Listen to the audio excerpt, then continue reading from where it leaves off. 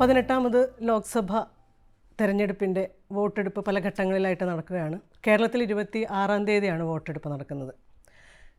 കേരളത്തിൽ എന്തൊക്കെയാണ് രാഷ്ട്രീയ മാറ്റങ്ങൾ, എങ്ങനെ കേരളം ചിന്തിക്കുന്നു എന്നൊക്കെയുള്ള വിഷയങ്ങളാണ് ഇന്ന് ചർച്ച ചെയ്യുന്നത്. നമുക്കൊപ്പം മുതിർന്ന മാധ്യമപ്രവർത്തകനായ NP ചേക്കുട്ടി, എഴുത്തുകാരനും അഭിഭാഷകനുമായ പ്രമോദ് പുഴങ്കര, ട്രൂ കോപ്പി തിങ്കിൻ്റെ എഡിറ്റേഴ്സായ കമൽറാം സജീവ്, K. കണ്ണൻ എന്നിവരാണുള്ളത്. ആദ്യത്തെ ചോദ്യം NP ചേക്കുട്ടിയോടാണ്. മുൻപെങ്ങും ഇല്ലാത്ത വിധത്തിൽ കേരളം ഒരു ടാർജറ്റായിട്ട് തന്നെയാണ് BJP കാണുന്നത്. പ്രധാനമന്ത്രി ഒരുപാട് തവണ കേരളത്തിൽ ഇലക്ഷൻ തെരഞ്ഞെടുപ്പ് പ്രചാരണത്തിനായിട്ട് വന്നു. ഇന്നലെ ഇപ്പോൾ മലയാളം ദൃശ്യമാധ്യമങ്ങളിൽ ആദ്യമായിട്ട് ഒരു ടെലിവിഷൻ ചാനലിന് നരേന്ദ്രമോദി ഇൻ്റർവ്യൂ കൊടുത്തിട്ടുണ്ട്. മാതൃഭൂമി പത്രത്തിലും ഇന്ന് ഒരു നരേന്ദ്രമോദിയുടെ ഒരു ഇൻ്റർവ്യൂ, അത് കൃത്യമായിട്ട് നമുക്ക് വായിച്ചാലും കണ്ടാലും മനസ്സിലാവും. ഒരു പ്രചാരണത്തിൻ്റെ ഭാഗമായിട്ടുള്ള എഴുതി തയ്യാറാക്കിയ ഒരു ചോദ്യത്തിനുള്ള ഉത്തരങ്ങൾ എന്നുള്ള രീതിയിൽ തന്നെയാണ് അത് വന്നിട്ടുള്ളത്. കേരളം ഇത്രയും ടാർജറ്റ് ആവാനും ഇത്രയധികം പ്രചാരണത്തിന് വേണ്ടി ഇവിടെ വരാനും ഒരു പ്രതീക്ഷ വെച്ച് പുലർത്തുന്നു, അല്ലെങ്കിൽ ത്രികോണ മത്സരമുണ്ട് എന്ന് തോന്നിപ്പിക്കുന്ന വിധത്തിൽ പെരുമാറാനും ഒക്കെ കാരണം എന്തായിരിക്കും? എന്താണ് കേരളത്തിനെ ടാർജറ്റ് ചെയ്യാനുള്ളൊരു കാരണം? മനില, കേരളം ഇന്ത്യയുടെ ഭാഗമാണ്. കേരളത്തിലേക്ക് ആര് വരുന്നതിനെയും നമ്മൾ അങ്ങനെ ടാർഗറ്റിംഗ് ആയിട്ടൊന്നും ഞാൻ കാണുന്നില്ല. People are welcome coming here, അതിനകത്തൊന്നും ഒരു വിഷയമൊന്നുമില്ല. പക്ഷെ പ്രധാനപ്പെട്ട ഒരു കാര്യം, എന്തുകൊണ്ടാണ് നരേന്ദ്രമോദിക്ക് കേരളത്തിൽ ഒരുപക്ഷെ പിടിച്ച് കയറാൻ കഴിയുമെന്നൊരു തോന്നലുണ്ടാവുന്നത്? അവിടെയാണ് നമ്മൾ ആലോചിക്കേണ്ടത്. മോഡിയോ വേറെ ആരെങ്കിലും ഒരു BJPയോ അല്ലെങ്കിൽ ഏതെങ്കിലും രാഷ്ട്രീയ കക്ഷിയോ കേരളത്തിൽ മത്സരിക്കുന്നതിനല്ല. എന്തുകൊണ്ടാണ് അവർക്ക് കേരളം ഇന്നത്തെ സാഹചര്യത്തിൽ ഒരു ഇറ്റ്സ് എൻ ഈസിലി ക്യാപ്ചർ ചെയ്യാവുന്നൊരു പ്രദേശമായിട്ട് മാറിയത് എന്നുള്ളത് നമ്മൾ ആലോചിക്കേണ്ടത്. അത് വളരെ ഗൗരവമുള്ള ഒരുപാട് പ്രശ്നങ്ങൾ അതിലുണ്ട്. അതിൽ ഒന്നാമത്തെ കാര്യം, ഇന്നുള്ള ഈ രണ്ട് മുന്നണി സമ്പ്രദായം, ഇപ്പം അത് LDF UDF ആയിട്ടുള്ള ഈ സിസ്റ്റം വരുന്നത് 79-80 പീരീഡിൽ അടിയന്തരാവസ്ഥയ്ക്ക് ശേഷമുള്ള കാലത്താണ്. അപ്പം അന്ന് മുതൽ ഇന്ന് വരെ ഏതാണ്ട് 45 വർഷമായിട്ട് ഈ മുന്നണി സമ്പ്രദായം ഇതേ നിലയിൽ നിൽക്കുകയാണ്. അപ്പോൾ സ്വാഭാവികമായിട്ടും രണ്ട് ജനറേഷൻ ഇതിനിടയിൽ കടന്നു പോയിട്ടുണ്ട്. ഇപ്പം ഞങ്ങളൊക്കെ പഠിക്കുന്ന കാലത്ത് ആണ് ഈ സംവിധാനം കേരളത്തിൽ വരുന്നത്. ഇപ്പം ഞങ്ങൾക്കൊക്കെ കുട്ടികൾക്ക് കുട്ടികളാവുന്ന ഒരു അന്തരീക്ഷം വന്നിട്ടുണ്ട്. ഇതുവരെ കേരളത്തിൻ്റെ രാഷ്ട്രീയ ജീവിതത്തിൽ ഒരു മാറ്റം വരുന്നില്ല. അപ്പോൾ സ്വാഭാവികമായിട്ടും കേരളത്തിൻ്റെ ജീവിതത്തിൽ, കേരളത്തിൻ്റെ ആസ്പിറേഷൻസിൽ, കേരളത്തിൻ്റെ സോഷ്യൽ തിങ്കിങ്ങിലൊക്കെ തന്നെ ഒരുപാട് മാറ്റങ്ങൾ ഇതിനിടയിൽ വന്നിട്ടുണ്ട്. ഈ മാറ്റത്തിന് ആധാരമായ ഈ മാറ്റത്തിന് എന്താ പറയുക, പിന്നെ സപ്പോർട്ട് ചെയ്യുക അല്ലെങ്കിൽ ഇപ്പോൾ സബ്സ്റ്റാൻഷ്യേറ്റ് ചെയ്യുന്ന തരത്തിലുള്ള ഒരു സമീപനമല്ല കേരളത്തിൽ രണ്ട് മുന്നണികളിലും വരുന്നത്. People are really ഡിസ്കസ്റ്റഡ് about it. ഞാൻ ഉള്ള കാര്യം പറയാം. ഞാനൊരു രാഷ്ട്രീയ പാർട്ടിയിൽ പ്രവർത്തിച്ച ആളാണ്, പിന്നീട് ആ പാർട്ടിക്ക് എതിരായിട്ട് നിന്നുള്ള ആളാണ്. പക്ഷേ ഒരു പൊളിറ്റിക്കൽ തിങ്കർ എന്നുള്ള, ഒരു ഒബ്സർവർ എന്നുള്ളത് നോക്കുമ്പോൾ പീപ്പിൾ ആർ റിയലി ഡിസ്ഗസ്റ്റഡ്. അപ്പോൾ അതുകൊണ്ട് തന്നെ there is A search for N alternative. അതിൽ നമുക്ക് BJP ഒരു ഓൾട്ടർനേറ്റീവായിട്ട് കാണുന്ന ആളുകളുടെ എണ്ണം കൂടി വരുന്നതായിട്ടാണ്. 87-ലെ തെരഞ്ഞെടുപ്പിൽ കേരളത്തിൽ 87 ആണ് BJPയും ഹിന്ദുമുന്നണിയും നേടിയിരുന്ന വോട്ടിൻ്റെ പെർസെൻറ്റേജ്. ഇപ്പോൾ ഏറ്റവും അവസാനം നോക്കിക്കഴിഞ്ഞാൽ 15% വോട്ട് അവർക്ക് നേടിയെടുക്കാൻ പറ്റിയിട്ടുണ്ട്. അപ്പോൾ എന്ന് വെച്ചാൽ ഇരട്ടിയോളം വോട്ടാക്കിയിട്ടുണ്ട്. അപ്പോൾ ആ ഒരു സാഹചര്യത്തിൽ തീർച്ചയായും അങ്ങനെ സാധിച്ച സാഹചര്യത്തിൽ ഒരുപക്ഷെ ഇനിയുള്ള 1-2 എഫർട്ട് കൂടി കഴിഞ്ഞ് കഴിഞ്ഞാൽ they will be able to capture up to 30% എന്നുള്ളതാണ് അവർ 30% എന്നുള്ളതാണ് അവർ കാണുന്നത്. ആ ഒരു അന്തരീക്ഷത്തിലാണ് അവരിപ്പോൾ നടത്തുന്ന ഒരു വലിയൊരു മുന്നേറ്റം. അത് കേരളത്തിലെ നിലവിലുള്ള പൊളിറ്റിക്സിൻ്റെ ഒരു അപജയത്തെ കാണിക്കുന്നുണ്ട്, അതിൻ്റെ ഒരു ഡെഫിഷ്യൻസിനെ കാണിക്കുന്നുണ്ട്. ആ ഒരു ഡെഫിഷ്യൻസി എന്താണെന്നുള്ളതാണ് നമ്മൾ യഥാർത്ഥത്തിൽ ഫോക്കസ് ചെയ്യേണ്ടത് എനിക്ക് തോന്നുന്നു.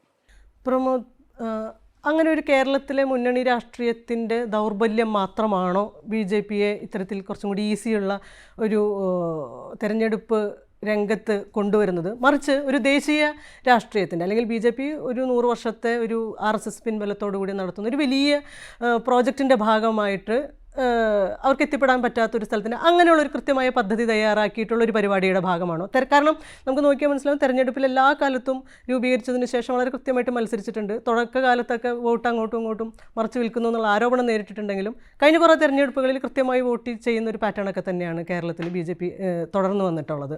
അപ്പോൾ ഈ ഒരു മുന്നണി രാഷ്ട്രീയത്തിൻ്റെ ദൗർബല്യം മാത്രമാണോ, അതോ അതല്ലാത്തൊരു പദ്ധതിയുടെ ഭാഗം കൂടിയിട്ടായിട്ടാണ്? ഇത്തവണ മിഷൻ സൗത്ത് എന്ന് പറഞ്ഞൊരു പ്രൊജക്റ്റ് കൂടി പ്രഖ്യാപിച്ചിട്ടുണ്ട്. അല്ല, BJP ഈ പറഞ്ഞ പോലെ രണ്ട് മുന്നണിയിലും അസംതൃപ്തരായ ജനങ്ങൾക്ക് വോട്ട് ചെയ്യാനുള്ള ഒരു മൂന്നാമത്തെ പാർട്ടിയായിട്ട് ഞാൻ കരുതുന്നില്ല.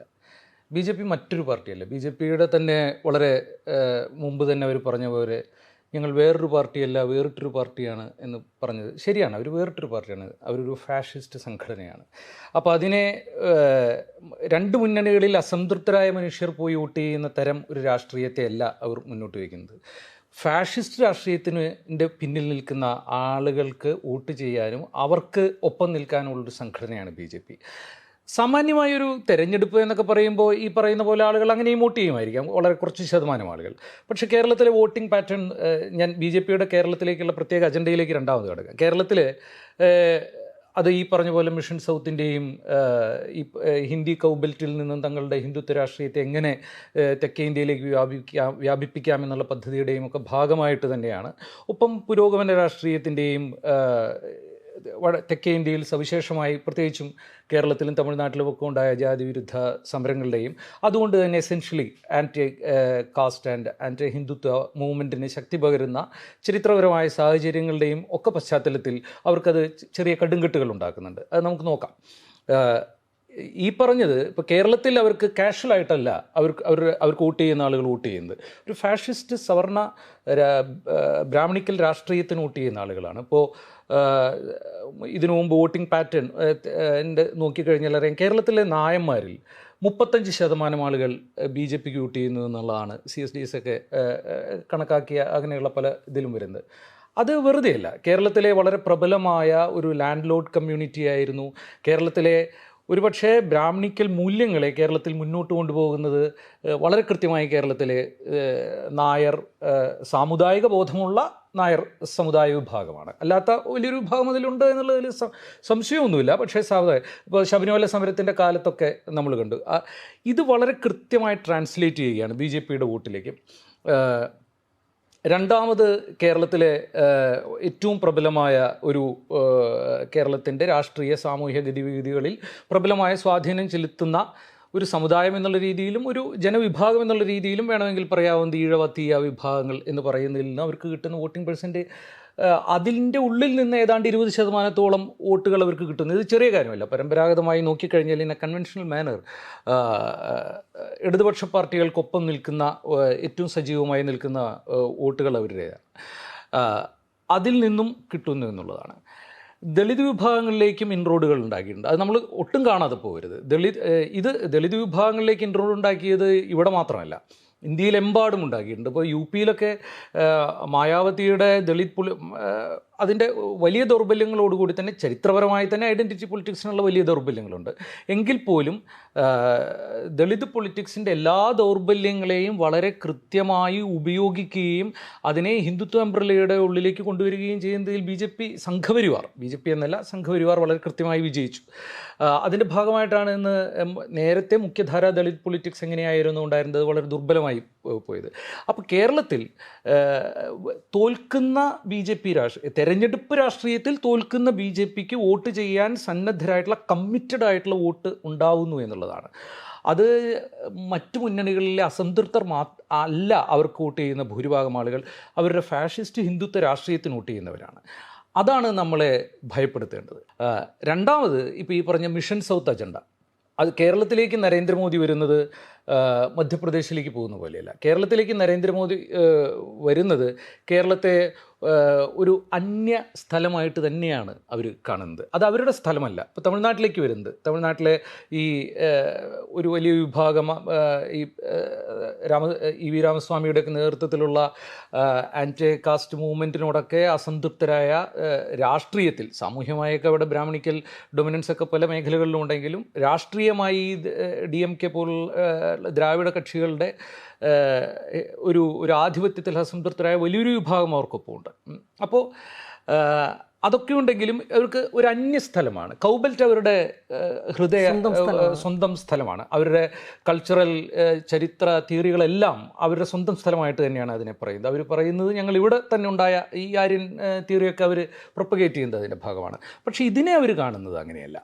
അതുകൊണ്ടാണ് ഇതിനെ പിടിച്ചെടുക്കാൻ വേണ്ടി എങ്ങനെയാണ് ഉപയോഗിക്കേണ്ടത് തങ്ങളുടെ സിമ്പലുകളെ തങ്ങളുടെ സ്ഥിരം സ്റ്റോക്കിൽ നിന്നാണ് അവർ എടുത്തത്. ഇപ്പോൾ രാമക്ഷേത്രം ഉണ്ടാക്കിയ അതേ എഫക്റ്റിനെ മറ്റൊരു രൂപത്തിൽ വളരെ സിംബോളിക്കായിട്ട് ഇവിടെ എങ്ങനെ ഉപയോഗിക്കാമെന്നുള്ളതിൻ്റെ ഭാഗമായിട്ടാണ് പുതിയ ഹിന്ദുത്വത്തിൻ്റെ പുതിയ കോട്ട പുതിയ പാർലമെൻറ്റാക്കി അവരുണ്ടാക്കിയെടുത്തപ്പോൾ അതിന് ചെങ്കോൽ ഇവിടെ നിന്ന് ഇവിടുത്തെ പൂജാരിമാരും ഒക്കെയാണ് കൊണ്ടുപോയത്. അത് ഇതിനു വേണ്ടിയിട്ടാണ്. ഈ ഹിന്ദുത്വത്തിൻ്റെ ഹിന്ദി കൗബൽറ്റിലെ ഹിന്ദുത്വ രാഷ്ട്രീയവുമായിട്ട് കൊളുത്തിയിടാൻ പറ്റുന്ന ഒരു കൊളുത്ത് അവർക്ക് തെക്കേ ഇന്ത്യയിലേക്ക് ഉണ്ടാക്കണം. പക്ഷേ ചരിത്രപരമായ അത്തരം കൊളുത്ത് ഇവിടെ ഇല്ല. അത് കൃത്രിമമായി ഉണ്ടാക്കിയെടുക്കണം. അപ്പോൾ ഈ കൃത്രിമമായി ഉണ്ടാക്കിയെടുക്കാൻ അവർക്ക് ഉള്ള ബുദ്ധിമുട്ട് എന്ന് പറയുന്നത് ഒന്ന് ഇവിടെ നിലനിന്ന രാഷ്ട്രീയമാണ്. അതിൻ്റെ എല്ലാ പോരായ്മകളോടും കൂടി തന്നെ ഇവിടെ ഉയർന്നു വന്ന ജാതിവിരുദ്ധ രാഷ്ട്രീയത്തിൻ്റെയും ഇടതുപക്ഷ രാഷ്ട്രീയത്തിൻ്റെയും ദേശീയ സ്വാതന്ത്ര്യ സമരത്തിൻ്റെ ഭാഗമായുള്ള രാഷ്ട്രീയത്തിൻ്റെയും ഒക്കെ ഒരു പദ്ധതിയുടെയാണ്. മറ്റൊന്ന് ഫെഡറലിസത്തിൻ്റെ അടിസ്ഥാനത്തിലാണ് തെക്കേ ഇന്ത്യയുമായിട്ട് ചേർന്ന് നിൽക്കുന്നത്.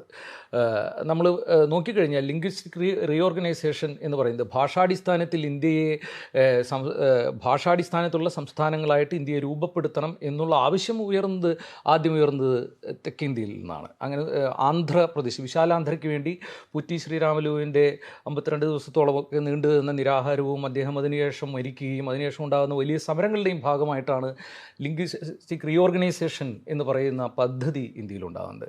ഇന്ത്യയുമായിട്ട് തെക്കേ ഇന്ത്യ കൊളുത്തിക്കിടക്കുന്നത് തങ്ങളുടെ ഭാഷാസ്വത്വത്തിൻ്റെയും തങ്ങളുടെ വേണമെങ്കിൽ ഉപദേശീയത എന്നൊക്കെ വിളിക്കാവുന്ന സൂക്ഷ്മാർത്ഥത്തിൽ അതിനൊക്കെ നമുക്ക് വകഭേദങ്ങളുണ്ട് എങ്കിൽ പോലും അതിൻ്റെയും അടിസ്ഥാനത്തിൽ രൂപപ്പെട്ട ഒന്നായിട്ടാണ്.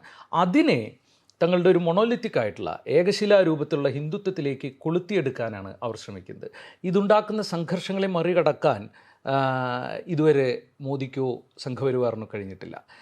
ആ സംഘർഷങ്ങൾ രൂക്ഷമാകുമെന്നുള്ള കാര്യത്തിൽ തർക്കമില്ല. അതിൽ ആധിപത്യം നേടാൻ അവർക്ക് കഴിയുമോ എന്നുള്ളതാണ് പ്രശ്നം.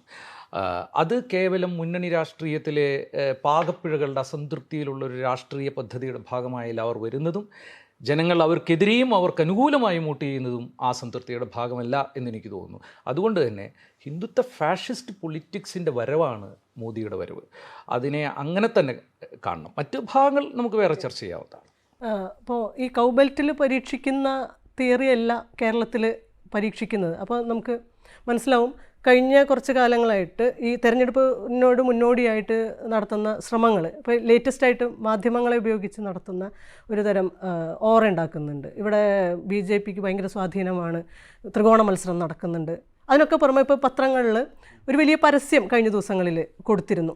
അതിനകത്ത് കൃത്യമായിട്ട് സാമ്പത്തിക രംഗത്ത് കേരളത്തിൻ്റെ റെപ്രസെൻറ്റേഷൻ എന്ന് പറയുന്ന വിദേശ മലയാളികൾ, പ്രത്യേകിച്ച് ഗൾഫ് റീജിയണിലുള്ള മലയാളികൾക്ക് വേണ്ടി നിൽക്കുന്നത് കേരള സർക്കാരല്ല ഞങ്ങളാണ് എന്ന് പറയുന്ന ക്ലെയിം. അതുപോലെ ആ ഒരു പരസ്യം കൃത്യമായിട്ട് ഈ പറയുന്ന രീതിയിലൊരു മതവർഗീയതയേക്കാൾ കൂടുതൽ വർക്കാവുന്ന സാമ്പത്തിക വികസന പ്രവാസ രംഗങ്ങളിലേക്ക് ടാർഗറ്റ് ചെയ്തുകൊണ്ടുള്ള ഒരു പ്ലാനിങ് ആണ് നടത്തിയെന്ന് മനസ്സിലാവും. അതിന് നമ്മൾ ഇവിടുത്തെ മാധ്യമങ്ങളെ കൃത്യമായിട്ട് ഉപയോഗിച്ചിട്ടുണ്ട്. അതിനെങ്ങനെയാണ് വിലയിരുത്തുന്നത്?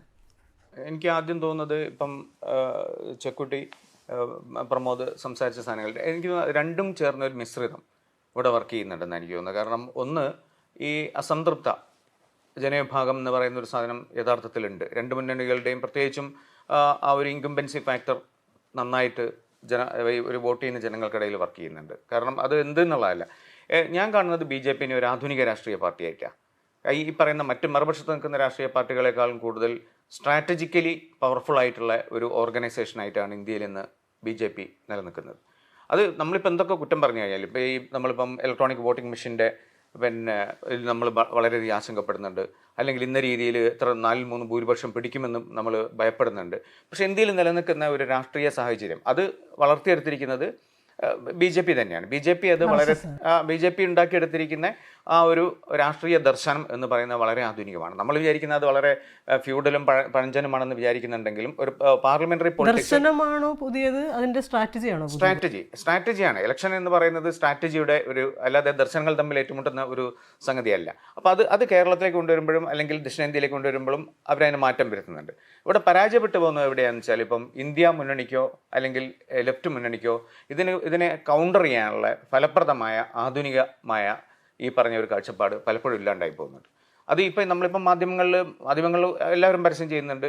അതിൽ കേരളം ഒന്നിനും കൊള്ളാത്തൊരു പ്രദേശമായിട്ടാണ് പിന്നെ BJP-യുടെ പരസ്യം കാണുന്നത്. അതായത് ഇവിടുന്ന് കുട്ടികൾ പുറത്തുപോയി പഠിക്കുന്നതിനെ പോലും BJP കാണുന്നത് മറ്റൊരു തരത്തിലാണ്. എല്ലാ തരത്തിലും. അതിപ്പോൾ നമ്മൾ ഉദാഹരണത്തിന് പറയുകയാണെങ്കിൽ ഇതിൽ ഇന്നവരെ കൊടുത്തിരിക്കുന്ന മനോരമയിൽ കൊടുത്തിരിക്കുന്ന പരസ്യത്തിൽ പാർലമെന്റിൽ നിന്നും ഇറങ്ങിപ്പോകാൻ മാത്രമാണോ നിങ്ങൾക്കൊരു MP വേണ്ടത് എന്നുള്ള ചോദ്യം. അത് വളരെ ശരിക്കും പറഞ്ഞാൽ ഇതാണ് നമ്മൾ ഉന്നയിക്കേണ്ട ഒരു പൊളിറ്റിക്സ്.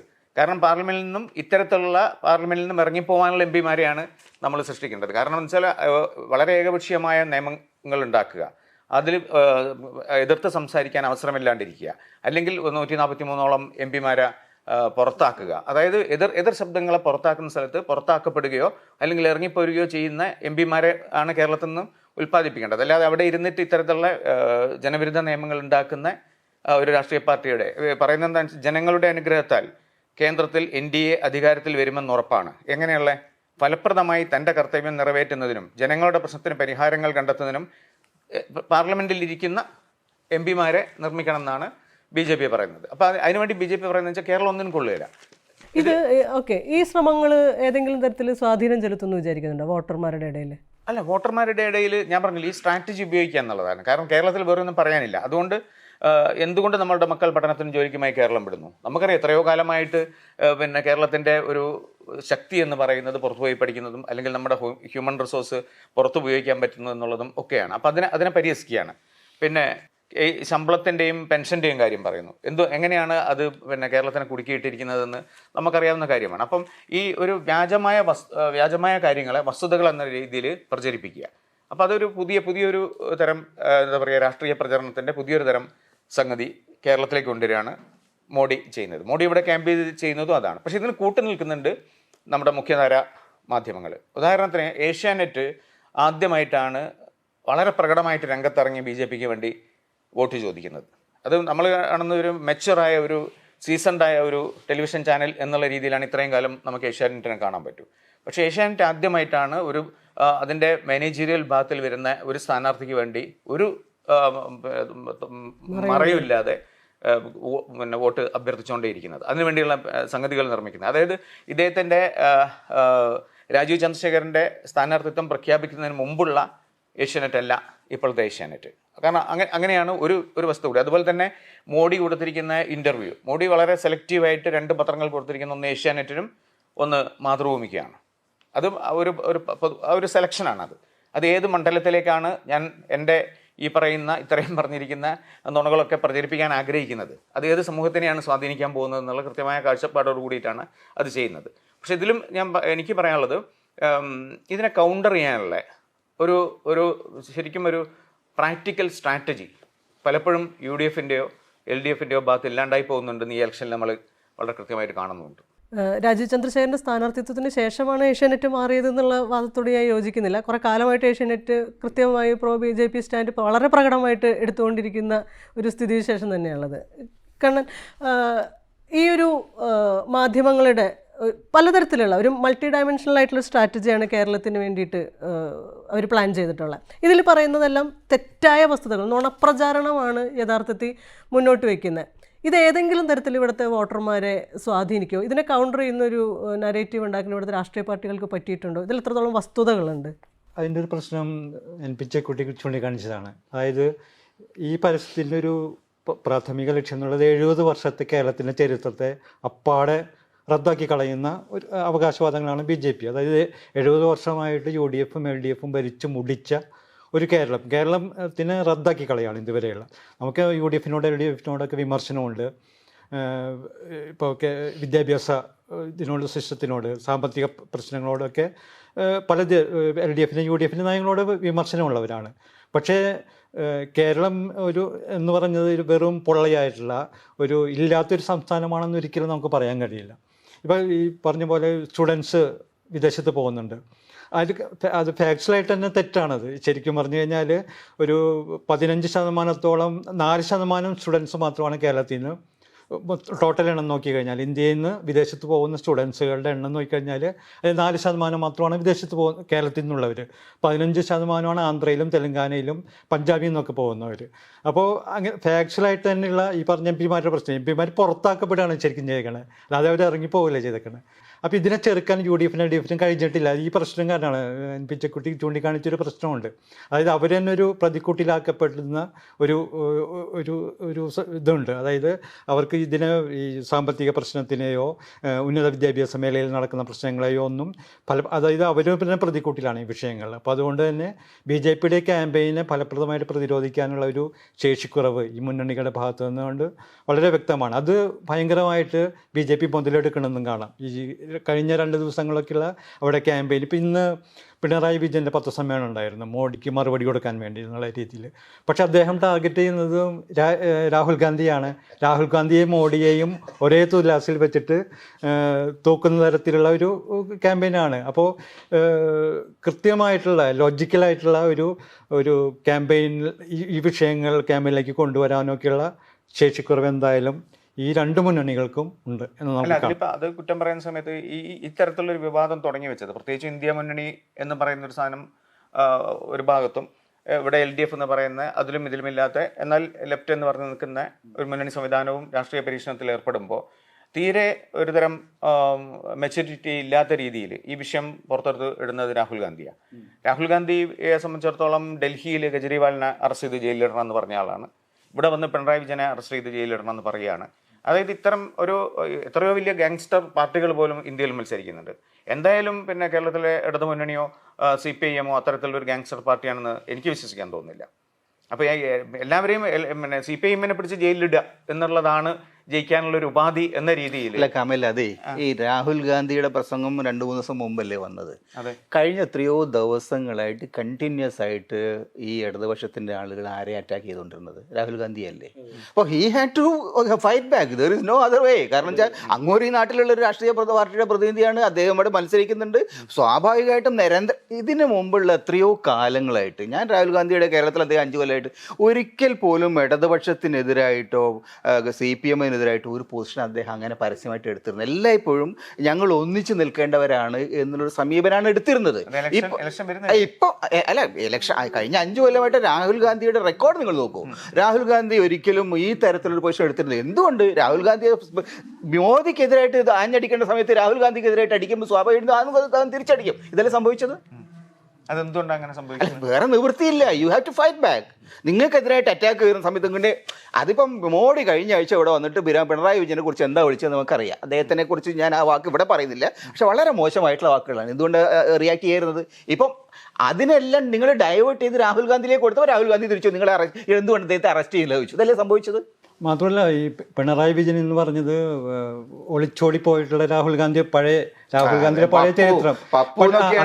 അതിനേക്കാളൊക്കെ എത്രയോ മെച്ചപ്പെട്ടിട്ടുണ്ട് രാഹുൽ ഗാന്ധി എന്ന്. അതായത് പുതിയ ഈ കോൺഗ്രസിൻ്റെ തന്നെ നയപരമായിട്ടുള്ള ദേശീയ തലത്തിൽ നയപരമായിട്ടുള്ള കുറേ ജാതി സെൻസസ് പോലെ, OBC പൊളിറ്റിക്സ് പോലെ, അതുപോലെയുള്ള മാത്രമല്ല ഈ 245ഓളം സീറ്റിലാണ് ഇപ്പോൾ കോൺഗ്രസ്. രാഹുൽ ഗാന്ധിയെ വിലയിരുത്തുന്നത് അദ്ദേഹത്തിൻ്റെ ഈ ദേശീയ തലത്തിൽ അദ്ദേഹം നടത്തിയ കന്യാകുമാരി മുതൽ കാശ്മീർ വരെ, പിന്നീട് ആസാം മുതൽ ഇവിടം വരെയുള്ള ആ ജാഥകളുടെ അതിൻ്റെ അടിസ്ഥാനത്തിൽ വളരെ പ്രധാനപ്പെട്ട ഒരു നാഷണൽ ഫിഗറായിട്ട് അദ്ദേഹം വന്നിട്ടുണ്ട്. നിങ്ങൾ അദ്ദേഹത്തെ പിന്നെ വിമർശിക്കുകയൊക്കെ ചെയ്യും, പക്ഷേ he has become A real national leader. ഒന്ന്.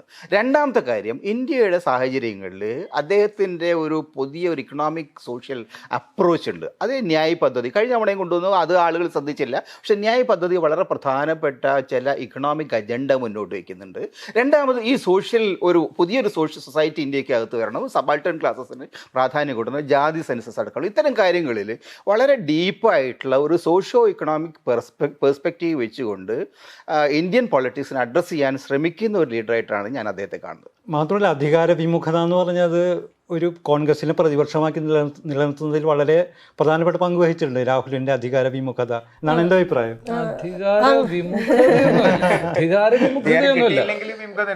ഈ അധികാര വിമുഖതയല്ല കോൺഗ്രസ്സിൽ പ്രധാനമന്ത്രിയാവാനുള്ളത്. രാഹുൽ ഗാന്ധി സത്യത്തിൽ ഇന്ത്യൻ ജനാധിപത്യത്തിൻ്റെ ദൗർബല്യമാണ്. മോദിയെ പോലെ തന്നെ ഇന്ത്യൻ ജനാധിപത്യത്തിൻ്റെ ദൗർബല്യമായ ഒരു ലീഡറാണ്. അത് വ്യക്തിപരമായിട്ടുള്ള അയാളുടെ കുഴപ്പമല്ല. അയാൾ എങ്ങനെയാണ് അവിടെ എത്തിപ്പെടുന്നത്? ഈ പറഞ്ഞ പോലെ നെഹ്റുവിൽ അവസാനിക്കുകയും പിന്നെ നെഹ്റുവിൽ അവസാനിച്ചതിന് ശേഷം ഇന്ദിരാഗാന്ധിയിൽ തുടങ്ങുന്ന ഒരു പുതിയ തരം പൊളിറ്റിക്സിൻ്റെയും കുടുംബാധിപത്യത്തിൻ്റെയും, ആ കുടുംബാധിപത്യം കോൺഗ്രസിൽ മാത്രം നിന്നില്ല എന്ന് കാണണം. നമ്മളുടെ സിനിമയെപ്പോലെ നമ്മളുടെ ഇന്ത്യൻ ജനാധിപത്യം തലതിരിഞ്ഞ ജീർണതയിലേക്ക് പോകുന്ന പോലെ എല്ലാ സംസ്ഥാനങ്ങളിലും നമ്മൾ നോക്കിക്കഴിഞ്ഞാൽ, കേരളം ഒഴികെ, കേരളത്തിൽ കുറച്ച് കുഞ്ഞുമാണി, കുഞ്ഞു ജേക്കബ്, കുഞ്ഞു ജോസഫ് എന്നൊക്കെ പറഞ്ഞ കുറച്ച് ആളുകളെ ആ കൂട്ടത്തിൽ കാണാൻ പറ്റൂ. എങ്കിൽ പോലും ഇവിടുന്ന് അങ്ങോട്ട് എടുത്തു കഴിഞ്ഞാൽ തമിഴ്നാടാവട്ടെ, ആന്ധ്രയാവട്ടെ, എല്ലാ സംസ്ഥാനങ്ങളിലും കുടുംബാധിപത്യം എന്ന് പറയുന്നത്, അതായത് ഫ്യൂഡലിസത്തിൻ്റെ റെലിക്കുകളെ നമ്മൾ മുഖ്യധാര രാഷ്ട്രീയമായിട്ട് പ്രതിഷ്ഠിക്കപ്പെടുന്ന രീതിയിൽ ഇന്ത്യൻ ജനാധിപത്യത്തിൻ്റെ ദൗർബല്യമുണ്ടായി. ആ ദൗർബല്യത്തിൻ്റെ നെടുനായകത്വം കൊടുക്കാവുന്ന ഒരാളാണ് രാഹുൽ ഗാന്ധി, ഒരു പ്രതീകം എന്നുള്ളതിൽ. അയാളുടെ കുഴപ്പമൊന്നുമല്ല, അത് അയാൾ രാഷ്ട്രീയത്തിൽ ഒരു അങ്ങനെ ആവാൻ പറ്റൂ. അതിനുശേഷം അപ്പോൾ അയാൾ എന്തിനെയാണ് പ്രതിനിധീകരിക്കുന്നതെന്ന് ചോദിച്ചാൽ ഇതിനെയാണ്. അതുകൂടിയാണ് ബി ജെ പിക്ക് അതിന് എളുപ്പമാകുന്നത്. ഇന്ത്യയിലെ നേരത്തെ കമൽറാം സൂചിപ്പിച്ചത് ശരിയാണ്, ഈ ഒരർത്ഥത്തിൽ ശ്രീ ചേക്കുട്ടിയും സൂചിപ്പിച്ചത് ശരിയാണ്. എന്താണോ പുരോഗമന ഇടതുപക്ഷ മതേതര രാഷ്ട്രീയ ചേരിയുടെ ദൗർബല്യം, ആ ദൗർബല്യത്തിൽ നിന്നാണ് ഇന്ത്യയിലെ വലതുപക്ഷ രാഷ്ട്രീയം വന്നത്. ചരിത്രത്തിൽ മുഴുവൻ അങ്ങനെയാണ്. അത് ഇറ്റലിയിലായാലും ജർമ്മനിയിലായാലും ഒക്കെ ഇതിനെയാണ് ഉപയോഗപ്പെടുത്തുകയും ഇവരുടെ മുദ്രാവാക്യങ്ങളെ തങ്ങളുടെ വാചകമടികളാക്കി മാറ്റുക കൂടിയാണ് വലതുപക്ഷം ചരിത്രത്തിൽ ചെയ്തിട്ടുള്ളത്. ഞാൻ പ്രമോദിനോട് ഒരു റിയാക്ഷൻ ഉള്ളത്, രാഹുൽ ഗാന്ധി നമ്മുടെ എം പി ആണ്. അദ്ദേഹം ഇന്ത്യയിലെ എന്താ പറയുക, ഇന്ത്യയുടെ ഒരു വലിയ പൊളിറ്റിക്സിൻ്റെ ഒരു ദൗർബല്യമാണ് എന്നുള്ള നിലപാടുണ്ടല്ലോ. അതെനിക്ക് തോന്നുന്നത് നമ്മളൊരു കുറേ കൂടി ഒരു എന്താ പറയുക പ്രതിപക്ഷ ബഹുമാനം കാണിക്കേണ്ട ഒരു ഏരിയയാണത്. കാരണം രാഹുൽ ഗാന്ധിയെ പോലുള്ള ഒരാൾ ഇന്ത്യൻ പൊളിറ്റിക്സിൽ അദ്ദേഹം വന്നത് പരമ്പരാഗതമായ കുടുംബത്തിന് പറ്റി. ഞാൻ ചോദിക്കട്ടെ, ഈ പരമ്പരയും കുടുംബവും നമുക്ക് ഒഴിവാക്കാൻ കഴിയുമോ? ഇവിടെ ഇന്ത്യയിൽ മാത്രമാണോ ഈ പാരമ്പര്യവും കുടുംബവും ഉള്ളത്? ലോകത്തിനെല്ലാം ബി ജെ പിക്ക് ഇപ്പം നരേന്ദ്രമോദി കല്യാണം കഴിക്കാത്തത് അയാളുടെ ഭാഗ്യം, നമ്മുടെ നാട്ടിന്റെയും ഭാഗ്യം. പക്ഷേ അതൊരു വിഷയമല്ല. ഇപ്പൊ ബി ജെ പി ഇപ്പൊ വന്നല്ലേ ഉള്ളൂ. ലോകത്തിനെല്ലാം പിയറി ട്രൂഡോ അയാളുടെ അച്ഛൻ ആരായിരുന്നു? ഇതിപ്പം എങ്ങനെ നോക്കിക്കഴിഞ്ഞാൽ കുടുംബാധിപത്യം എന്ന് പറയുന്നത്, കുടുംബത്തിന്റെ ഭരണം എന്ന് പറയുന്നത്, കുടുംബത്തിന്റെ EMS നമ്പൂതിരിപ്പാടിന്റെ മകനായിരുന്നു, എന്റെ പഴയ പത്രാധിപരായിരുന്ന കണ്ണേട്ടെ, അറിയോ, ഈ കൈരളിലൊക്കെ വന്നിരുന്ന ഈ അനിയൻ. പുള്ളിക്കാരല്ല, അദ്ദേഹം EMS മകനായിട്ട് തന്നെയാണ് വന്നത്. അല്ലെന്ന് പറയാൻ പറ്റുമോ? കമൽറാവി, ഞാൻ ആ സമയത്ത് അവിടെ ഉണ്ടല്ലോ, എനിക്കറിയാം. EMS നമ്പൂതിരിപ്പാടിന്റെ അടുത്ത് പോയിട്ട് പുള്ളിക്കാരൻ ഇങ്ങനെ വിളിച്ചിട്ട്, അച്ഛൻ എനിക്കൊന്ന് പെർമിഷൻ വേണം. ശരി, എടുത്തോ, പൊളിറ്റിക്സ് കയറിക്കോ. നേരെ പോയിട്ട് ശ്രീകൃഷ്ണപുരത്ത് അങ്ങനെ സീറ്റ് കിട്ടി. ശ്രീകൃഷ്ണപുരത്ത് എങ്ങനെ അന്ന് EMS മകന് സീറ്റ് കിട്ടി? അന്ന് CPM സ്ഥിതി നോക്കിക്കഴിഞ്ഞാൽ കിട്ടാൻ പാടില്ല. അദ്ദേഹം നേരെ വന്ന് സ്ഥാനാർത്ഥിയായി. ഞാനത് റിപ്പോർട്ട് ചെയ്ത ആളാണ്. അപ്പൊ ഞാൻ പറയുന്നത്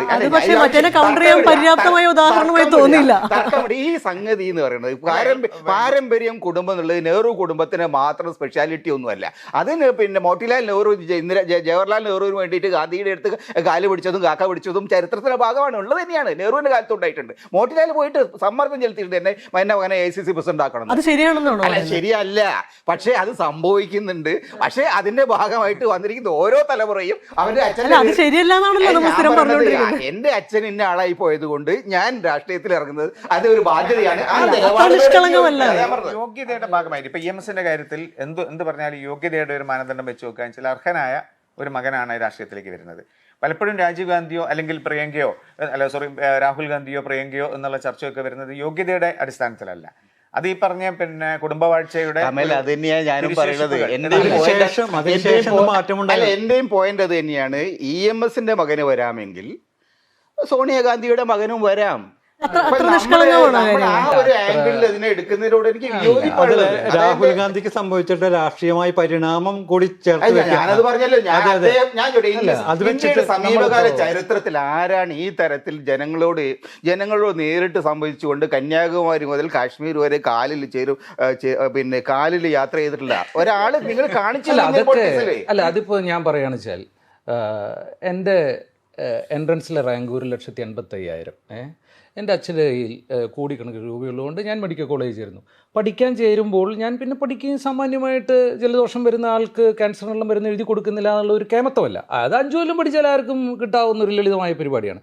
അവസരങ്ങളിലേക്ക് എങ്ങനെ കയറുന്നു എന്നുള്ളതും അവസരങ്ങൾ എങ്ങനെ ഉണ്ടാക്കുന്നു എന്നുള്ളതിനെക്കുറിച്ചുള്ള ചോദ്യങ്ങളിൽ നിന്നാണ് അത് വിശാലമായ അർത്ഥത്തിൽ റിസോഴ്സസിൻ്റെ മുകളിൽ, ലൈവ്ലിഹുഡിൻ്റെ മുകളിൽ, നിങ്ങളുടെ അധികാരത്തിൻ്റെ മുകളിൽ, രാഷ്ട്രീയ അവകാശങ്ങളുടെ മുകളിലൊക്കെയുള്ള ജനതയുടെ അവകാശങ്ങൾ എങ്ങനെ നീതിയുക്തമായി പങ്കുവെക്കപ്പെടുന്നു, തീരുമാനിക്കുന്നു എന്നുള്ളതിനെയാണ് നമ്മൾ ജനാധിപത്യം എന്ന് വിളിക്കുന്നത്. അപ്പോൾ ആരാ അല്ലാത്തത് എന്നൊക്കെ ചോദിക്കുന്നത്, അതിപ്പോൾ ആരാ കക്കാത്ത എന്നൊക്കെ ചോദിക്കുന്നവർ ജനാധിപത്യത്തെ അത്ര നിഷ്കളങ്കമായി കാണേണ്ട ബാധ്യത നമുക്കില്ല. നമ്മൾ താഴത്ത് നിൽക്കുകയും രാഹുൽ ഗാന്ധി മറ്റേ മോദി എന്നൊക്കെ പറഞ്ഞ് മുകളിൽ നിൽക്കുന്ന ആളുകളുമായിട്ടല്ല നമ്മൾ സമ്മതിക്കുന്നത്, നമ്മൾ നേരെ നിൽക്കുന്ന ആളുകളുമായിട്ടാണ് സമ്മതിക്കുന്നത്. ജനാധിപത്യത്തെ നമുക്ക് വേണമെങ്കിൽ ഇപ്പോൾ കോഴിക്കോട് രാഘവൻ മത്സരിക്കുന്നത്, തൃശ്ശൂർ സുരേഷ് ഗോപി നമ്മുടെ തെരഞ്ഞെടുപ്പുകളൊക്കെ ഇപ്പം അങ്ങനെയായി മാറി. അങ്ങനെ വീട്ടിൽ വെള്ളം കയറുമ്പോൾ മുണ്ടും മടക്കി കുത്തിയിട്ട് ഒരു കക്കോട്ട് എടുത്ത് വരേണ്ട ആളല്ല MP. അതല്ല ഇന്ത്യൻ രാഷ്ട്രീയത്തിൽ ഇന്നത്തെ ചർച്ച അല്ലേ. ഏത് വീട്ടിലിപ്പോൾ ബാബു, തൃപ്പൂണിത്തറ ബാബുവിനെ കുറിച്ചുള്ളതാണല്ലോ 28-നെത്തും കല്യാണത്തിനെത്തും. ബാബു എത്താത്ത സ്ഥലം എന്ന് പറയുന്നത് രാഷ്ട്രീയം പറയേണ്ട സ്ഥലങ്ങളിലായിരിക്കും. അങ്ങനെയാണ്. അതായത് രാഷ്ട്രീയവും ജനതയുടെ അവകാശങ്ങളെക്കുറിച്ച് ജനങ്ങൾ സമരം ചെയ്യുന്നിടത്ത് നിശബ്ദരായിരിക്കുകയോ അവിടെ എത്താതിരിക്കുകയോ ചെയ്യുകയും നൂലുകെട്ടിനും 28-നും മുർക്കാമ്പണത്തിനും എത്തുകയും ചെയ്യുന്ന ജനപ്രതിനിധികളെ വെച്ചാണ് നമ്മൾ. അപ്പം നമ്മൾ മുകളിൽ നിൽക്കുന്ന ഒരു വിഭാഗത്തെക്കുറിച്ചാണ് ചർച്ച ചെയ്യുന്നത്. ഞാൻ ചേക്കുട്ടി പറഞ്ഞ് അതങ്ങനെ അതുകൊണ്ടാണ് ഞാൻ ഇടപെട്ട് പറയുന്നത് ഡിസേർവ്സ് എ സ്ട്രോങ് ഡിസെൻറ്റ്. അതായത് അങ്ങനെയല്ല നമ്മൾ ജനാധിപത്യത്തെ കാണുന്നത്. ജനാധിപത്യം വളരെ ഐഡിയലിസ്റ്റിക് ആയിട്ടുള്ളൊരു സിറ്റുവേഷനാണ്, വളരെ ആദർശാത്മകമായിട്ടുള്ളൊരു സിറ്റുവേഷനാണ്. ആദർശാത്മകമായൊരു കാര്യം നടക്കുമോ നടക്കില്ലല്ലോ എന്നുള്ള തീരുമാനത്തിലാണ് വെച്ചാൽ പിന്നെ ജനാധിപത്യം നടക്കില്ല. നിങ്ങൾക്ക് വരി നിൽക്കുക, വരി നിന്നാൽ അരി കിട്ടും, വരി നിന്നാൽ ഭക്ഷണം കിട്ടും, വരി നിന്നാൽ വിദ്യാഭ്യാസം കിട്ടും. എന്നാലും ഇതൊന്നും കിട്ടിയില്ലെങ്കിലും ആദ്യം നമുക്ക് വരിയില്ലാതാക്കാം എന്ന് പറയുന്ന മനുഷ്യരാണ് ജനാധിപത്യത്തെ ഉണ്ടാക്കിയിരിക്കുന്നത്. പിന്നെ ഈ പറഞ്ഞ കമ്മ്യൂണിസ്റ്റ് പാർട്ടികൾക്ക് എന്തൊക്കെ ദോഷമുണ്ടെങ്കിലും ചരിത്രപരമായിട്ട് അതിൻ്റെ ലോക ചരിത്രത്തിൽ ഡൈനസ്റ്റി ഇല്ല. അതുള്ള ഇപ്പോൾ ഒന്നുണ്ട്, മറ്റേ ഈ നോർത്ത് കൊറിയയിൽ ഉള്ളൊരു സാധനം, അതൊരു കമ്മ്യൂണിസ്റ്റ് പാർട്ടിയുടെ പൊളിറ്റിക്സിൽ നിന്ന് മാറിപ്പോയി. അത് അങ്ങനെയല്ലല്ലോ, വേറൊരു സാധനമാണ് അവിടെ ഉണ്ടാകുന്നത്. പക്ഷേ അത് നിലനിന്നിരുന്നൊരു ഘട്ടം വരെ, ഇപ്പോൾ സോവിയറ്റ് യൂണിയൻ്റെ തകർച്ച വരെയുള്ളൊരു കാലം വരെ എടുത്താൽ വളരെ ദോഷങ്ങളുണ്ട്. 30 കൊല്ലം 35 കൊല്ലം ഞാനതിനോടൊന്നും യോജിക്കുന്ന ഒരാളല്ല ആ രീതിയുള്ളതിനൊക്കെ. അതല്ല ഇപ്പോൾ തകരുന്നതിന് മുമ്പ് റൊമാനിയയിൽ ചെഷസ്ക്യൂ ഒരു ശ്രമം നടത്തിയിരുന്നു. അത് തകർന്നു പോവുകയും ചെയ്തു ആ ഘട്ടത്ത് എത്തിയപ്പോഴേക്കും. ഇപ്പോൾ സോവിയറ്റ് യൂണിയനിലൊന്നും അത് അങ്ങനെ ഉണ്ടായിരുന്നില്ല. ആനുകൂല്യങ്ങൾ ഇപ്പോൾ EMSൻ്റെ ഉദാഹരണമൊക്കെ പറഞ്ഞ് നമ്മളൊരു രാഷ്ട്രീയാധികാര വ്യവസ്ഥയുടെ ഭാഗമായിട്ട് ഏറ്റവും മുകളിലേക്ക് ആളുകളെ കൊണ്ടുവരുന്നതും അല്ലാത്ത രീതിയിൽ അച്ഛൻ രാഷ്ട്രീയക്കാരനായതുകൊണ്ട് മകന് വന്നുകൂടി ചോദിച്ചാൽ മകന് വരാം. അതിനുള്ള ചില സാഹചര്യങ്ങളും അയാൾക്കുണ്ടാവാം.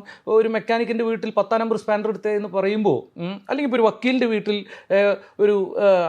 ഒരു SLP എടുക്കൂ എന്ന് പറയുമ്പോൾ കുട്ടി പെട്ടെന്ന് ചെന്നിട്ട് SLP എടുക്കും. അവിടെ ജൂനിയറായിട്ട് ചെന്നവൻ അത് പഠിക്കാൻ 6 മാസം എടുക്കും. കാരണം എന്താ, മറ്റേ ആളത് അയാളുടെ ഒരു ശീലം. ഇതൊന്നും നമുക്ക് ഒഴിവാക്കാൻ പറ്റില്ല, ചില സോഷ്യൽ ക്യാപിറ്റൽ അഡ്വാൻറ്റേജസ് ഒക്കെ ഉണ്ടാവും. അതുപോലെയല്ല ഒരു രാഷ്ട്രീയ വ്യവസ്ഥയെ നമ്മൾ കാണേണ്ടത്. അപ്പോൾ രാഹുൽ ഗാന്ധി ദൗർബല്യം തന്നെയാണ്.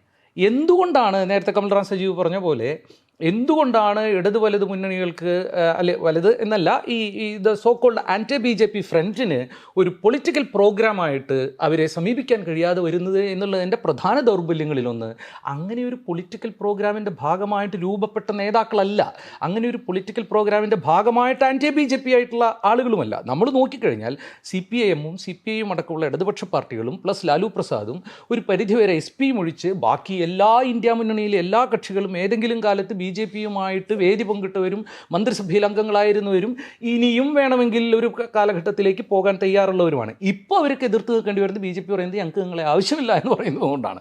ഇപ്പോൾ നിങ്ങളെ ഞങ്ങൾക്ക് ആവശ്യമില്ല എന്നുള്ളത് കൂടിയാണ് അവർ പറയുന്നത്. അതെപ്പോഴാണ് ഈ BJP മാറ്റി ഇപ്പോൾ മാറ്റി തുടങ്ങിയവർ.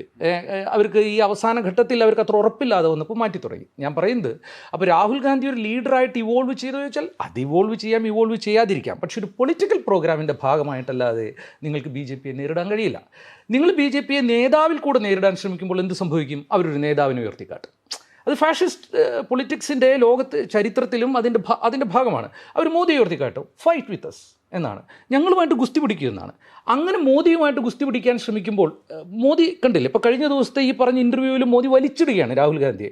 യുവരാജാവ് വയനാട്ടിൽ നോടിപ്പോകും എന്നൊക്കെ പറഞ്ഞ് വലിച്ചിടുകയാണ് രാഹുൽ ഗാന്ധിയെ. എന്തിനാണ്? നേരിട്ടുള്ളൊരു ഗുസ്തിക്ക് വേണ്ടിയിട്ടാണ് വലിച്ചിടുന്നത്. അതിന് കൃത്യമായിട്ട് പിണറായി വിജയൻ ചെന്ന് വീണ് കൊടുക്കുകയും ചെയ്തു. അല്ല, പിണറായി വിജയൻ വീഴുന്നതിന് മോദി ഇല്ലെങ്കിൽ പോലും പിണറായി വിജയൻ വീഴും. കാരണം അതിന് ചരിത്രപരമായിട്ട് പിണറായി വിജയൻ്റെയും അയാളുടെ പാർട്ടിയുടെയും യാത്ര എന്ന് പറയുന്നത് ആ കുഴിയിലേക്കാണ്. ആ കുഴിയിലേക്ക് പിണറായി വിജയൻ അടക്കമുള്ള ഇത്തരത്തിലുള്ള സമഗ്രാധിപത്യ ഭരണകൂട പ്രവണതകളുള്ള അല്ലെങ്കിൽ അത്തരം പ്രവണതകളും പിന്നീട് അത് സ്വഭാവവുമായി മാറുന്ന കക്ഷികൾ വീഴുമ്പോൾ അതിൻ്റെ ഒപ്പം ആ കുഴിയിലേക്ക് ഒരു ജനത കൂടി കുറേ കാലം ചെന്ന് വീഴും. പിന്നെ കുഴിയിൽ നിന്ന് കയറുന്നതിനുള്ളൊരു ബുദ്ധിമുട്ട് അനുഭവിക്കും. BJP-യോടൊപ്പം ഫാഷിസ്റ്റ് പൊളിറ്റിക്സിലും ഒക്കെ അങ്ങനെയാണ്. അപ്പോൾ അതുകൊണ്ടല്ലേ ഇപ്പോൾ പരസ്യങ്ങളിൽ മുഴുവൻ ഞാൻ കാണുന്നത് പിണറായി വിജയനാണ് വോട്ട് ചോദിക്കുന്നത്. തോറ്റാൽ അത് കളക്റ്റീവ് തോൽവിയും, ജയിച്ചാൽ അത് നേതാവിൻ്റെ വിജയവുമാക്കി മാറ്റുന്ന മാജിക്കാണ്. വിയോജിപ്പുണ്ട്. കാരണം എന്താ വെച്ചാൽ കേരളം ഒരു നേരത്തെ പറഞ്ഞല്ലോ, പിന്നെ ആദ്യം ചെക്കുട്ടി പറഞ്ഞത് എന്താ വെച്ചാൽ കേരളത്തിനെ എങ്ങനെ ടാർഗറ്റ് ചെയ്യുക എന്നുള്ള ഉദ്ദേശത്തോടു കൂടി അല്ല BJP നേതാക്കൾ വരുന്നത് എന്നുള്ളത്. കാരണം BJP-യും കോൺഗ്രസും അറ്റ്ലീസ്റ്റ് കേരളത്തിൽ എത്തുമ്പോൾ എങ്കിലും ഏറ്റവും മോശപ്പെട്ട ഭരണം നടക്കുന്ന ഒരു വളരെ മോശപ്പെട്ട ഭരണ സമ്പ്രദായമുള്ള അത്രയും മനുഷ്യാവകാശ ലംഘനമുള്ള, അത്രയും വിദ്യാഭ്യാസത്തിൽ പിന്നോട്ട് നിൽക്കുന്ന, ആരോഗ്യരംഗത്ത് ഏതാണ്ട് തകർന്നു പോയിട്ടുള്ള എന്നൊക്കെയുള്ള രീതിയിലുള്ള ക്യാമ്പയിൻ വരുമ്പം സ്വാഭാവികമായിട്ടും പിണറായി വിജയൻ്റെതായ ഒരു ഡിഫൻസ് മെക്കാനിസം രൂപപ്പെടുത്തുന്നു എന്നാണ് എനിക്ക് തോന്നിയിട്ടില്ല. കാരണം ഈ രാഹുൽ ഗാന്ധിയുടെ പിന്നെ വർത്തമാനത്തിന് അതേ രീതിയിൽ മറുപടി കൊടുക്കല്ലാണ്ട് വേറെ രക്ഷയും പിന്നെ പിണറായി വിജയൻ ഇല്ല. മിണ്ടാണ്ടിരുന്ന് കഴിഞ്ഞാൽ അതൊരു വലിയ ഡോമിനൻസ് മറ്റേയാളുടെ വാദത്തിന് വരിക തന്നെയാണ് ചെയ്യുക. അപ്പോൾ ഈ മറുപടി എന്നുള്ളത്, ഇലക്ഷൻ കാലത്തുള്ള മറുപടി എന്നുള്ളത് പലപ്പോഴും അത് നിർബന്ധിത സാഹചര്യത്തിൽ രൂപപ്പെടുന്നതാണ്. പക്ഷേ രാഹുൽ ഗാന്ധി എന്താ ചെയ്യുന്നത് വെച്ചാൽ, രാഹുൽ ഗാന്ധി കേരളത്തിലെങ്കിലും ഇത്തരത്തിലുള്ള കമൻറ്റുകൾ ഒഴിവാക്കുക എന്നുള്ളൊരു മെച്യൂരിറ്റി കാണിക്കേണ്ടതായിരുന്നു എന്നുള്ള അഭിപ്രായം. അല്ല, അതിൽ ഞാൻ അതൊരു തർക്കത്തിലേക്ക് വലിച്ചഴിക്കുകയല്ല. പക്ഷേ യഥാർത്ഥത്തിൽ പൊളിറ്റിക്കലായിട്ട് കേരളത്തിൽ എന്താ ചെയ്യാൻ പറ്റുക? കേരളത്തിൽ LDF UDF തമ്മിലാണ് മത്സരം. BJP ഇപ്പോഴും ഒരു തേർഡ് ഫോഴ്സ് ആയിട്ട് വന്നിട്ടില്ല. അപ്പോൾ സ്വാഭാവികമായിട്ടും നാഷണൽ ലെവലിൽ ഇന്ത്യ സഖ്യത്തിൻ്റെ ഭാഗമായിട്ട് ഇടതുപക്ഷമുണ്ട്, കോൺഗ്രസ് പാർട്ടിയുണ്ട്, മറ്റു കക്ഷികളുണ്ട്. അപ്പോൾ ആ ഒരു സാഹചര്യം ദേശീയ രാഷ്ട്രീയത്തിൽ നിൽക്കുന്ന കാലത്ത് വളരെ സ്ഥിരമായിട്ട് നിരന്തരമായിട്ട് കോൺഗ്രസ്സിനെ, പ്രത്യേകിച്ച് കേരളത്തിലെ VD സതീശനെയോ സുധാകരനെയോ അറ്റാക്ക് ചെയ്യുകയാണെങ്കിൽ നമുക്ക് മനസ്സിലാവും, കേരളത്തിൽ അവർ ഫൈറ്റ് ചെയ്യുന്നു. പക്ഷേ ദേശീയ രാഷ്ട്രീയത്തിലുള്ള രാഹുൽ ഗാന്ധി നിരന്തരമായിട്ട് ഇതിലേക്ക് വലിച്ചഴിക്കപ്പെടുന്നുണ്ട്. അങ്ങനെ വലിച്ചഴിക്കപ്പെടുന്ന സാഹചര്യത്തിലാണ് ഈ ഒരു ദൗർഭാഗ്യകരമായ ഒരു അന്തരീക്ഷം ഉണ്ടാകുന്നത്. അത് മനസ്സിലാക്കാത്ത ഒരു സമീപനം എടുക്കുന്നതിനോട് എനിക്ക് വിയോജിപ്പാണ്. എൻ്റെ അഭിപ്രായത്തിൽ രാഹുൽ ഗാന്ധി കാര്യത്തിൽ പിന്നെ അങ്ങനെ ഒരു എന്താ പറയുക, അദ്ദേഹത്തിൻ്റെ ഭാഗത്തു നിന്നുള്ളൊരു ഇനീഷ്യേറ്റീവ് കഴിഞ്ഞ ആഴ്ച പറഞ്ഞോളൂ, ശരിയാണ്. പക്ഷേ ഈ ഇനീഷ്യേറ്റീവ് അദ്ദേഹത്തിൻ്റെ മേൽ സമ്മർദ്ദം, യഥാർത്ഥത്തിൽ അദ്ദേഹത്തെ he was forced to respond എന്നുള്ളതാണ് എൻ്റെ അഭിപ്രായം. അതാണ് ഞാൻ പറയുന്നത്, ഹി വാസ് ഫോഴ്സ്ഡ് ടു. കാരണം വെച്ചാൽ ഇവർ അങ്ങനെ നിരന്തരമായ attack, he has to retaliate. അത് അദ്ദേഹം ബാധ്യസ്ഥനാണ്. രണ്ടാമത്തെ ഒരു കാര്യം, ജനാധിപത്യത്തിൽ നമ്മൾ ഒരു ഐഡിയലിസ്റ്റിക് സിറ്റുവേഷൻ അല്ല ജനാധിപത്യം. സംസ്ഥാനത്തേക്ക് മാർക്കറ്റ് പ്ലേസ്, ഒരു ജനാധിപത്യവും മാർക്കറ്റും ഒന്നിച്ചു വന്നതാണ്. അപ്പം ജനാധിപത്യത്തിൻ്റെ അകത്ത് നമ്മൾ പലതരം, ജനാധിപത്യം അതല്ല, ജനാധിപത്യം പരിണമിച്ച് വന്ന രാഷ്ട്രീയ സ്ഥിതി അതാണ്. ഈ പാർലമെന്ററി ഡെമോക്രസി എന്ന് പറയുന്ന ഒരു ക്യാപിറ്റലിസ്റ്റ് സിസ്റ്റത്തിന്റെ ഭാഗമായിട്ടാണ് ഇത് വരുന്നത്. അപ്പോൾ സോഷ്യലിസ്റ്റ് സിസ്റ്റം വേറെ തന്നെയാണ്. അപ്പോൾ ഈ സംഗതികൾ ഒരു മാർക്കറ്റ് പ്ലേസിന്റെ സ്വഭാവത്തിലാണ് കിടക്കുന്നത്. അപ്പം നിങ്ങൾ ഏറ്റവും ശക്തിയായിട്ട് നിങ്ങൾ ആശയങ്ങൾ ഉന്നയിക്കാൻ ശ്രമിക്കുക, നിങ്ങൾ ഏറ്റവും ശക്തമായിട്ട് നിങ്ങളെ സെല്ല് ചെയ്യാൻ ശ്രമിക്കുക. ഇതാണ് യഥാർത്ഥത്തിലുള്ള സംഗതി. അതിനെ പിന്നെ മറ്റ് പാരമ്പര്യമായിട്ടുള്ള നമ്മുടെ നേട്ടങ്ങൾ, മറ്റു കാര്യങ്ങൾ ഉപയോഗിക്കാൻ പാടില്ല, ശരിയാണ്. പക്ഷേ ഉപയോഗിക്കപ്പെടുന്നുണ്ട്. ആ ഒരു ദൗർബല്യം, അത് എനിക്ക് അതിനോട് ഇപ്പോഴും യോജിക്കാൻ കഴിയുന്നില്ല. രാഹുൽ ഗാന്ധി അല്ല, പിന്നെ ലാലു പ്രസാദ് യാദവിൻ്റെ മകൻ യാദവ് ആയാലും ശരി, ഉദ്ധവ് താക്കറെ ആയാലും ശരി, അങ്ങനെയുള്ള ആളുകളൊക്കെ തന്നെ രാഷ്ട്രീയത്തിൽ സ്വാഭാവികമായിട്ടും വരുന്നതാണ്. നമുക്കവരെ ഒഴിവാക്കാൻ കഴിയില്ല.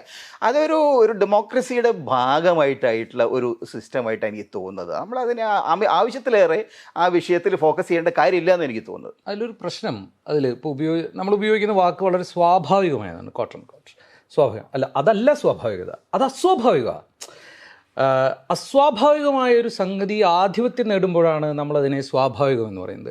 എല്ലാ സംസ്ഥാനങ്ങളിലും, ഇന്ത്യയിൽ വിരലിലുണ്ടാവുന്ന സംസ്ഥാനങ്ങൾ ഒഴിച്ചു നിർത്തിയാൽ, വിരലിലുണ്ടാവുന്ന രാഷ്ട്രീയ കക്ഷികൾ ഒഴിച്ചു നിർത്തിയാൽ, എല്ലാ സ്ഥലങ്ങളിലും ഈ നേതാക്കളുടെ മക്കളിലേക്ക് അധികാരം പകരുകയും അവരുടെ ഒരു കുടുംബ പാർട്ടിയായും അതിൻ്റെ നിയന്ത്രണത്തിലുള്ളൊരു പാർട്ടിയായും അത് മാറുന്നത് വളരെ അസ്വാഭാവികമായൊരു സംഗതിയാണ് ഒരു ജനാധിപത്യത്തെ സംബന്ധിച്ച്.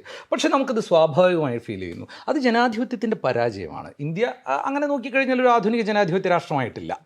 ഇല്ല, തെരഞ്ഞെടുപ്പ് ജനാധിപത്യത്തിലെ അത് ജനാധിപത്യ പ്രക്രിയയുടെ ഒരു ഭാഗം മാത്രമാണ് തിരഞ്ഞെടുപ്പ്. നമ്മളെ സംബന്ധിച്ച് 5 കൊല്ലം കൂടുമ്പോഴുള്ള വോട്ട് യന്ത്രങ്ങളായ ആളുകൾ പോകുന്നതിനെയാണ് നമ്മൾ ജനാധിപത്യത്തിൻ്റെ ഏറ്റവും വലിയ ഉത്സവം എന്ന് പറയുന്നത്.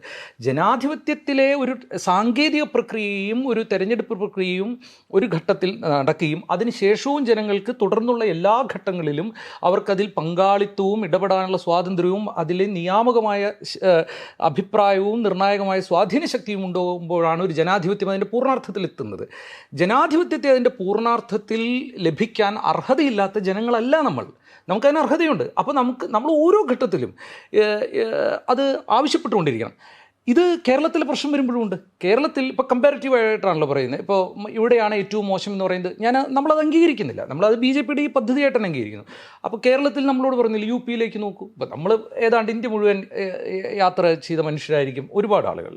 നമുക്കറിയാം മറ്റ് സ്ഥലങ്ങളെക്കാൾ മെച്ചമാണ്. ഇതാരും നമ്മൾക്ക് സൗജന്യമായിട്ട് തന്നൊന്നുമല്ല. ഒരു ജനാധിപത്യ സമൂഹത്തിൻ്റെ ചരിത്രത്തിൻ്റെ ബാക്കിയായിട്ട് കിട്ടുന്ന സമരങ്ങളിൽ നമ്മളെല്ലാവരും ഏതെങ്കിലും ഒരു രീതിയിൽ പങ്കാളിത്തം വഹിച്ചിട്ടുള്ളവരാണ്. മറ്റ് സ്ഥലങ്ങളിൽ കോടതിക്ക് പുറത്ത് യോഗിയുടെ അവിടെ ബുൾഡോസർ ഉപയോഗിച്ച് കെട്ടിടങ്ങൾ തകർക്കുന്നു, ആളെ വെടിവെച്ച് കൊല്ലുന്നു, അല്ലേ? പബ്ലിക് സ്പെക്ടക്കിൾ എന്നുള്ള രീതിയിലാണ് ആളെ വെടിവെച്ച് കൊല്ലുന്നത്, സ്റ്റേറ്റ് ടെററിൻ്റെ. ഇവിടെ അത് ചെയ്യുന്നില്ല. ഇവിടെ പകരം ചെയ്യുന്നത് തൃപ്പൂണിത്തുറയിൽ കടപൂട്ടി പോകുന്ന മനോഹരൻ എന്നുള്ള മനുഷ്യനെ പോലീസുകാർ കൈയാട്ടി നിർത്തുമ്പോൾ അയാൾ 50 മീറ്റർ അകലെ കൊണ്ടുപോയി വണ്ടി നിർത്തിയതിനെ അയാളെ അടിക്കുന്നു, അയാൾ മരിക്കുന്നു. അത് ഒറ്റപ്പെട്ട സംഭവമായിട്ട് അതൊന്നും പ്രതികരിക്കുന്ന പോലും ഒരു സമൂഹം എന്നുള്ള രീതിയിൽ തന്നെ ലജ്ജ കൊണ്ട് അന്നത്തെ രാത്രി മരിച്ചു പോകേണ്ട ഒരു സമൂഹമാണ് നമ്മൾ. ഒരു സാധാരണ മനുഷ്യൻ, ഒരു വർക്ക്ഷോപ്പ് നടത്തുന്നൊരു മനുഷ്യൻ. അപ്പോൾ അവിടെ 50 ആൾ കൊല്ലപ്പെടുന്നു എന്ന് കരുതിയിട്ട് നമ്മളിതിനെ അംഗീകരിക്കേണ്ട കാര്യമില്ല. എന്താ, നമ്മൾ ഇവിടേക്ക് എത്തിയിട്ട് ഇനി ഇവിടെ നിന്നും മുന്നോട്ട് പോകാനാണ് നമ്മൾ ശ്രമിക്കുന്നത്. അല്ലാണ്ട് UP യിൽ കാര്യങ്ങളൊക്കെ ശരിയായതിനു ശേഷം ഇവിടെ സംസാരിക്കാനില്ല. അതുകൊണ്ട് യോഗി ആദിത്യനാഥ് ഉള്ളതുകൊണ്ട് നമുക്ക് പിണറായി വിജയൻ്റെ കാരണഭൂത തിരുവാതിര കളിക്കേണ്ട കാര്യമില്ല. എല്ലാ ജനതകളും അവർ നിൽക്കുന്നിടത്ത് നിന്ന് മുന്നോട്ട് പോകാൻ ശ്രമിക്കുന്നതിനെയാണ് ജനാധിപത്യ സമൂഹം എന്ന് പറയുന്നത്. അല്ലാതെ അപ്പുറത്തേക്ക് നോക്കിക്കൊണ്ട് അതല്ലേ പറയുന്നത് പാകിസ്ഥാൻ ഒരു ഫെയിൽഡ് സ്റ്റേറ്റ് ആണ്, അതുകൊണ്ട് ഇന്ത്യക്കാർക്ക് മോദിയെ സഹിക്കേണ്ട ബാധ്യതയുണ്ടോ? ഇല്ല, നമുക്ക് അത്തരം ബാധ്യതകളില്ല. രണ്ടാമത്തത്, അതൊരു പൊളിറ്റിക്കൽ പ്രോഗ്രാമിൻ്റെ പ്രശ്നമാണ്. നമുക്ക് നേതാക്കളെ വെച്ചുകൊണ്ട് ഫാഷിസത്തെയല്ല. BJPയുടെ ശക്തി എന്താ? ഒരു തരത്തിൽ പറഞ്ഞാൽ വലതുപക്ഷ രാഷ്ട്രീയത്തിൻ്റെ ശക്തി അതൊരു പൊളിറ്റിക്കൽ പ്രോഗ്രാമാണ്. അതൊരു നേതൃത്വത്തെ, അവർക്ക് മോദിയിൽ നിന്നും അടുത്ത ആളിലേക്ക് പോകുന്നതിനൊരു ട്രാൻസിഷൻ പ്രോഗ്രാമുണ്ട്. ഓഫ് കോഴ്സ് ചില പ്രശ്നങ്ങളൊക്കെ അവർ നേരിട്ടേക്കാം. അവർ വാജ്പേയിയിൽ നിന്നും മാറിയില്ലേ, അദ്വാനിയിൽ നിന്നും മാറിയില്ലേ, മോദിയിലെത്തുമ്പോൾ ഇനി മോദിയിൽ നിന്നും മാറാനും മാത്രമല്ല 100 വർഷം കാത്തിരുന്ന ഒരു ഹബ്ബ് ഓർഗനൈസേഷൻ അതിനെ നോക്കാനുണ്ട്, രാഷ്ട്രീയ സംഘം പോലെ. എന്ന് മാത്രമല്ല, ലോക ചരിത്രത്തിലെ ഇപ്പോൾ യൂറോപ്യൻ ഫാഷിസത്തിൽ നിന്നുമൊക്കെ ഇതിനെ വ്യത്യസ്തമാക്കുന്ന ഒരു സംഭവം എന്ന് പറഞ്ഞാൽ മറ്റതിൻ്റെ കാലഘട്ടവും കാലഘടനയും എന്ന് പറയുന്നത് വളരെ കുറവാണ്. ചരിത്രത്തിലെ വലിയ കുഴഞ്ഞുമറിയലുകളും വലിയ യുദ്ധങ്ങളും ഒക്കെ ഉണ്ടാകുന്ന ഒരു സാഹചര്യത്തിൽ നിന്നും ജനങ്ങളുടെ വളരെ സ്പോണ്ടേനിയസ് ആയിട്ടുള്ള ഇച്ഛാഭംഗങ്ങളിൽ നിന്നുമൊക്കെയാണ് ഫാഷിസം അതിൻ്റെ തുരുത്തുകൾ ഉണ്ടാക്കുകയും വളരെ ഫെർട്ടൈലായിട്ടുള്ള ഗ്രൗണ്ട് ഉണ്ടാക്കുകയും ചെയ്തിട്ടുള്ളത്. ഇവിടെ അങ്ങനെയല്ല. ഒരു കള്ളിച്ചെടി പോലും വളരാത്തൊരു സ്ഥലത്ത് കുഴികുത്തി തങ്ങളുടെ വിത്തിട്ട് കാത്തിരുന്നൊരു 3 നൂറ്റാണ്ട് കാത്തിരുന്നൊരു ഫാഷിസ്റ്റ് സംഘടനയാണ് ഇന്ത്യയിൽ അധികാരത്തിലെത്തിയത്. അവർക്ക് കേരളത്തിന് വേണ്ടി ഇനി 25 കൊല്ലം കാത്തിരിക്കണം. ദേ വിൽ വെയിറ്റ് ഫോർ, അല്ലേ? അവർ കാത്തിരിക്കും. അപ്പം ചെയ്യേണ്ടത് എന്താ വെച്ചാൽ ഇതാണ്, നമുക്കതിനെ എതിർക്കാനുള്ള ഒരു പദ്ധതി എന്ന് പറയുന്നത് സ്ട്രാറ്റജി. അതായത് പൊളിറ്റിക്സ് എന്ന് പറയുന്ന ആ ഗെയിമിനകത്തുള്ള സ്ട്രാറ്റജിയിലാണ് നമ്മൾ പലപ്പോഴും പരാജയപ്പെട്ടു പോകുന്നത്. ഇപ്പം നമ്മൾ കാണുന്നത് എന്താ വെച്ചാൽ ഇപ്പുറത്ത് നിൽക്കുന്ന ആൾക്കാരുടെ ഈ ഭിന്നമായ അഭിപ്രായങ്ങൾ എങ്ങനെയായാലും ഇപ്പുറത്ത് നിൽക്കുന്ന 2 കൂട്ടർ അടികൂടി കഴിഞ്ഞാൽ സ്വാഭാവികമായിട്ടും അത് BJPക്ക് അനുകൂലമായ ഒരു വേവ് ഉണ്ടാക്കും. വേവ് എന്ന് പറയുന്നത് ഞാനൊരു ഇലക്ഷൻ വേവ് എന്നല്ല, ഒരു ചെറിയൊരു തരംഗം അപ്രദേശത്തേക്ക് ഉണ്ടാക്കും. അതെ. കേരളത്തിലേക്ക് സ്പെസിഫിക് ആയിട്ട് വരുമ്പോൾ ജാതി മത സമവാക്യങ്ങൾ എല്ലാ കാലത്തും കേരളത്തിലെ ഇലക്ഷനെ സ്വാധീനിച്ചിട്ടുണ്ട്. പക്ഷേ കഴിഞ്ഞ ഈ പറയുന്ന മോദി റെജിമിനകത്തെ 10 വർഷത്തിൽ ക്രിസ്ത്യൻ സഭകളുടെ സ്റ്റാൻഡ് മറ്റൊരു സംശയമില്ലാത്ത വോട്ടായിരുന്നു. അത് ഒന്നുകിൽ കോൺഗ്രസിൻ്റെ ഒരു ഫിക്സഡ് ഡെപ്പോസിറ്റ് പോലെ എന്ന് പറയാവുന്ന ഒരു വോട്ട് ബാങ്കായിരുന്ന ഒരു സ്ഥലം മാറി BJP അനുകൂലമായൊരു സ്റ്റാൻഡ് എടുക്കുന്നുണ്ടോ എന്ന് നമ്മൾ സംശയിക്കുന്നു. NSSും SNDPയുടെയും നിലപാടുകൾ കൃത്യമായിട്ട് എങ്ങോട്ട് ചായുന്നു എന്ന് പറയാം. അതായത് ഈ ജാതി മത സമവാക്യങ്ങൾ ഈ തെരഞ്ഞെടുപ്പിൽ എത്രത്തോളം സ്വാധീനം ചെലുത്തും, പ്രത്യേകിച്ച് വളരെ പരസ്യമായിട്ടുള്ള നിലപാടുകൾ ക്രിസ്ത്യൻ സഭകൾ എടുക്കുന്ന സമയത്ത് കൂടി. അല്ല, ഈ കോൺട്രഡിക്ഷൻസ് ഒന്നുമുണ്ട്. ക്രിസ്ത്യൻ സഭകൾ സമീപകാലത്ത് കുറേ കൂടി BJPയുമായിട്ട് ബന്ധപ്പെടാൻ ശ്രമിക്കുന്നു. പക്ഷേ ക്രിസ്ത്യൻ സഭകൾക്ക് മുമ്പ് ഇപ്പോൾ SNDPയുടെ അവർ ആദ്യകാലം മുതൽ കുറേ കാലങ്ങളായിട്ട് അവർ ആ പാർട്ടിയൊക്കെ ഉണ്ടാക്കി. അവരുടെ പാർട്ടിയുടെ പേരെന്താ? BDJS ഉണ്ടാക്കി അവരുടെ മുന്നണിയുടെ ഭാഗമായിട്ട്. അതിന് മുമ്പ് 87-ലാണ് എനിക്ക് തോന്നുന്നു അവർ ഹിന്ദു മുന്നണി എന്നിട്ടൊന്നുണ്ടായിരുന്നു. ആ ഹിന്ദു മുന്നണിയിൽ പല ജാതി സമുദായ കക്ഷികളുണ്ടായിരുന്നു. അവർ ഒന്നിച്ച് ഹിന്ദു മുന്നണി എന്നുള്ള നിലക്ക് തന്നെ വന്നത്. പിന്നീട് അത് ഡിസിൻറ്റഗ്രേറ്റ് ചെയ്തു പോയി. കുറേ കാലം നിന്നു, കുറേ കാലം. അപ്പോൾ എന്തുകൊണ്ടാണ് ഇങ്ങനെ സംഭവിക്കുന്നത്? ഇത് രാഷ്ട്രീയത്തിൽ അധികാരത്തിൻ്റെ പങ്ക് പറ്റാനുള്ള ശ്രമത്തിൻ്റെ ഭാഗമായിട്ട് എല്ലാവരും ചില സമ്മർദ്ദങ്ങൾക്ക് വിധേയമാവും, ചില സമ്മർദ്ദങ്ങൾക്ക് വേണ്ടിയിട്ട് ശ്രമം നടത്തും. ഇതാണ് ഒരു അക്കോമഡേഷൻ. ഡെമോക്രസിയിൽ അക്കോമഡേഷൻ ഒരു പ്രധാനപ്പെട്ട പ്രശ്നം. ഏത് ചെറിയ സെക്ഷനും അക്കോമഡേഷൻ കിട്ടണം. ഈ അക്കോമഡേഷൻ കിട്ടാൻ വേണ്ടിയിട്ട് LDFൻ്റെ ഭാഗത്തേക്ക് ചില ആളുകൾ നിൽക്കുന്നുണ്ട്, UDFൻ്റെ ഭാഗത്തേക്ക് ചില ആളുകൾ നിൽക്കുന്നുണ്ട്. ചില ആളുകളെങ്കിലും BJPയുമായിട്ട് അഡ്ജസ്റ്റ്മെൻറ്റ് നടത്തി കഴിഞ്ഞാൽ എന്തെങ്കിലും പ്രയോജനം നിങ്ങൾക്ക് കിട്ടുമെന്ന് കരുതുന്നുണ്ട്. അപ്പം അതുകൊണ്ട് ജാതിപരമായിട്ടുള്ള സമവാക്യങ്ങൾ കേരളത്തിലെ രാഷ്ട്രീയത്തിൽ വളരെ നിർണായകമായുള്ള അഭിപ്രായം എനിക്കില്ല.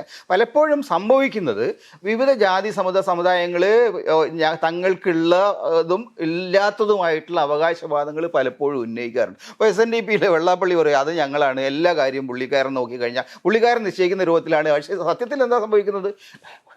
ഈഴവരും തീയരും കേരളത്തിൽ അത്യാവശ്യം 30-30% വോട്ടുള്ള കൂട്ടരാണ്. പക്ഷെ അയാൾ പറഞ്ഞിട്ടാണോ? അങ്ങനെയാണെങ്കിൽ വയനാട്ടിൽ അദ്ദേഹത്തിൻ്റെ മകനാണല്ലോ കഴിഞ്ഞാണ് വയനാട്ടിൽ എത്ര വോട്ട് കിട്ടി? 19,000 വോട്ടും കണ്ട പുള്ളിക്കാരനാകെ കിട്ടിയത്. ഈഴവർ അത്രയേ ഉള്ളൂ, തീയർ അത്രയേ ഉള്ളൂ, ഒന്നുമല്ല.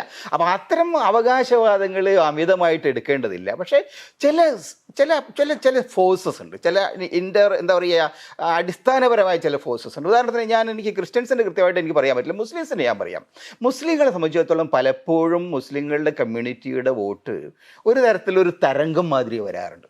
ചില തരത്തിലെ ചില താല്പര്യങ്ങൾ, ചില ഉത്കണ്ഠകൾ, ചില രാഷ്ട്രീയമായിട്ടുള്ള സ്വാധീനങ്ങൾ, നിലപാടുകൾ അത് കക്ഷി രാഷ്ട്രീയത്തിന് അതീതമായിട്ട് സമുദായത്തിൻ്റെ വിവിധ തലങ്ങളിൽ പ്രസരിക്കുന്നത് ഞാൻ പലപ്പോഴും കണ്ടിട്ടുണ്ട്. അപ്പോൾ 92-ൽ അത് കണ്ടു. 92-ൽ ബാബരി മസ്ജിദിന് ശേഷം ഉണ്ടായ തെരഞ്ഞെടുപ്പുകളിലൊക്കെ തന്നെ അത് വളരെ എവിഡൻ്റ് ആയിരുന്നു. അവരുടെ ഒരു രാഷ്ട്രീയമായിട്ടുള്ള ഒരു ഭീതി അല്ലെങ്കിൽ സുരക്ഷിതത്വത്തെ സംബന്ധിച്ചുള്ള ഒരു ആശങ്കകൾ ഇതൊക്കെ സ്വാഭാവികമായിട്ടും ബാധിച്ചിട്ടുണ്ടായിരുന്നു. അത് കഴിഞ്ഞ ലോക്സഭാ തെരഞ്ഞെടുപ്പിൽ ആ തരത്തിലുള്ളൊരു രാഹുൽ ഗാന്ധിയൊക്കെ വന്ന സമയത്ത് രാഹുൽ ഗാന്ധി ഒരു പക്ഷേ പ്രൈം മിനിസ്റ്റർ ആയേക്കും തുടങ്ങി. അതെല്ലാം യഥാർത്ഥത്തിൽ മുസ്ലിം വോട്ടുകളിൽ ഒരു വലിയ ഷിഫ്റ്റ് UDFന് അനുകൂലമാക്കിയിട്ടുണ്ടായി. പക്ഷേ അദ്ദേഹം പ്രധാനമന്ത്രിയായില്ല. അപ്പോൾ സ്വാഭാവികമായിട്ട് പിന്നീട് വന്നത് 2021 തെരഞ്ഞെടുപ്പായിരിക്കും നിങ്ങളെ ഷിഫ്റ്റ് പ്രധാനമായിട്ട് പിണറായി LDFൻ്റെ ഭാഗത്തേക്കാണ് വരുന്നത്. അപ്പോൾ അത്തരത്തിൽ ചില സമുദായങ്ങളുടെ കാര്യത്തിൽ ക്രിസ്ത്യൻസിനകത്ത് അത്രത്തോളം ഉണ്ടോ എന്ന് എനിക്കറിയില്ല. പക്ഷേ മുസ്ലിങ്ങളെ പോലെ കൂടുതൽ അസുരക്ഷിതത്വം അനുഭവിക്കുന്ന അല്ലെങ്കിൽ ഒരു സെൻസ് ഓഫ് ഇൻസെക്യൂരിറ്റി, ആ സെൻസ് ഓഫ് ഇൻസെക്യൂരിറ്റി കേരളത്തിലെങ്കിലും മുസ്ലിം സമുദായത്തിൻ്റെ വോട്ടുകളെ വലിയ തോതിൽ സ്വാധീനിക്കുന്ന ഒരു ഘടകമായിട്ടാണ് ഞാൻ കാണുന്നത്. ഇതിലേക്കാണ് സ്വാധീനം ഉണ്ടാവുക ഇപ്പോഴത്തെ സാഹചര്യത്തിൽ എനിക്ക് മനസ്സിലായിടത്തോളം ഫീൽഡിൽ നിന്ന് എനിക്ക് കിട്ടുന്ന റിയാക്ഷൻ എനിക്ക് തോന്നുന്നത് UDFൽ പ്രത്യേകിച്ച് രാഹുൽ ഗാന്ധി വന്നതിന് ശേഷം നിങ്ങൾക്ക് വളരെ എവിഡൻ്റ് ആയിട്ട് അത് കാണാം. മാത്രമല്ല മുസ്ലിം ലീഗ് ഇരിക്കെ തന്നെ SDP പോലുള്ള കക്ഷികൾ, വെൽഫെയറിനെ പോലെ കക്ഷികൾ, മറ്റ് സമുദായ സംഘടനയിൽ ഒരു വലിയ പങ്ക്. ഈ പറയുന്ന ഈ സമസ്തയിൽ ഒരു ചെറിയ ഗ്രൂപ്പ് ഒഴിച്ച് കാന്തപുരം പോലും അങ്ങനെ പരസ്യമായിട്ട് പൊസിഷൻ എടുത്തായിട്ട് എനിക്കറിയില്ല. പക്ഷേ പൊതുവിൽ മുസ്ലിം കമ്മ്യൂണിറ്റിക്കകത്ത് നമുക്ക് കാണുന്ന ഒരു സവിശേഷത അവർ കൂടുതൽ UDFന് അനുകൂലമായിട്ടൊരു പൊസിഷൻ എടുക്കും എന്നുള്ളതാണ്. അതിൻ്റെ കാരണം ഈ തങ്ങൾക്കൊരു സെക്യൂരിറ്റി നൽകാൻ ഇടയുള്ളത്, നാളെ അധികാരത്തിൽ വരാൻ ഇടയുള്ള ഒരു പാർട്ടി എന്ന നിലയിൽ, ഒരു മുന്നണി എന്ന നിലയിൽ അവർ ഇന്ത്യ സഖ്യത്തിന് അനുകൂലമായിട്ട് ചിന്തിക്കുന്നു എനിക്ക് തോന്നുന്നത്.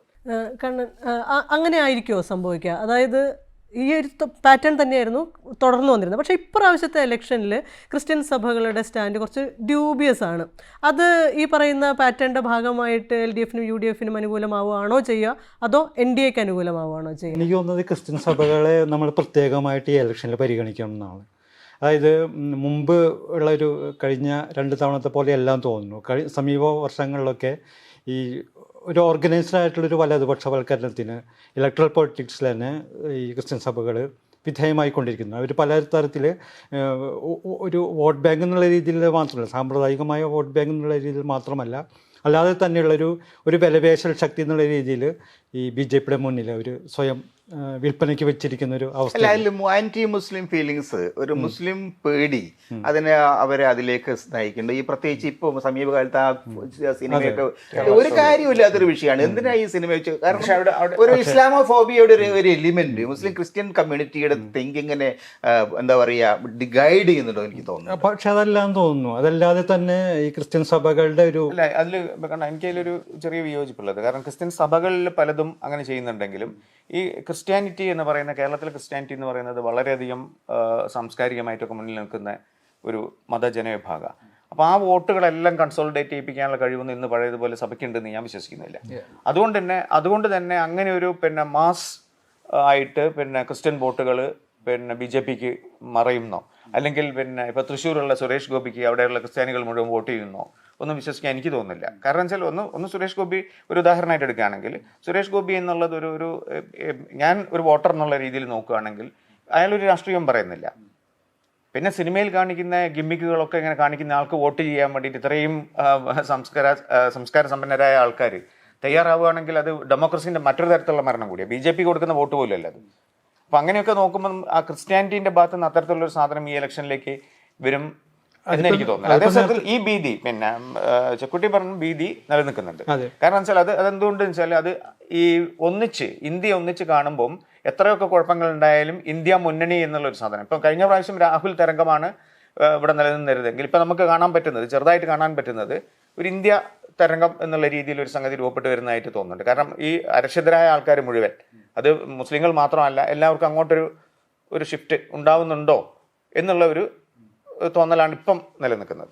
അത് ഈ പറഞ്ഞ പോലെ, നേരത്തെ പറഞ്ഞ പോലെ ഇപ്പോൾ വെള്ളപ്പടി നടേശനോ ഇയാൾ സുകുമാരൻ നായരോ പറഞ്ഞു കഴിഞ്ഞാൽ എല്ലാ നായന്മാരും ഈഴവന്മാരും ഇവർ പറയുന്ന ആൾക്കാർ വോട്ട് ചെയ്യണം എന്നില്ല. പക്ഷേ എനിക്ക് തോന്നുന്നു അതിനേക്കാളും കൂടുതലുള്ളൊരു ഈ ക്രിസ്ത്യൻ വിഭാഗത്തിൽ അതിനേക്കാൾ കുറച്ചും കൂടി ശക്തമാണെന്ന് തോന്നുന്നു. അതൊരു ഒരു വോട്ട് ബാങ്ക് ഫീൽ എന്നുള്ളത്. അതായത് ഇപ്പോൾ ഈ നരേന്ദ്രമോദി ഇൻ്റർവ്യൂ എടുത്ത് നോക്കിയാൽ അറിയാം, അതിലൊരു നല്ലൊരു ശതമാനം ഈ ക്രിസ്ത്യൻ സഭകളുമായിട്ട് മോഡി നടത്തിയിട്ടുള്ള വിനിമയങ്ങൾക്ക് വേണ്ടിയിട്ടാണ്.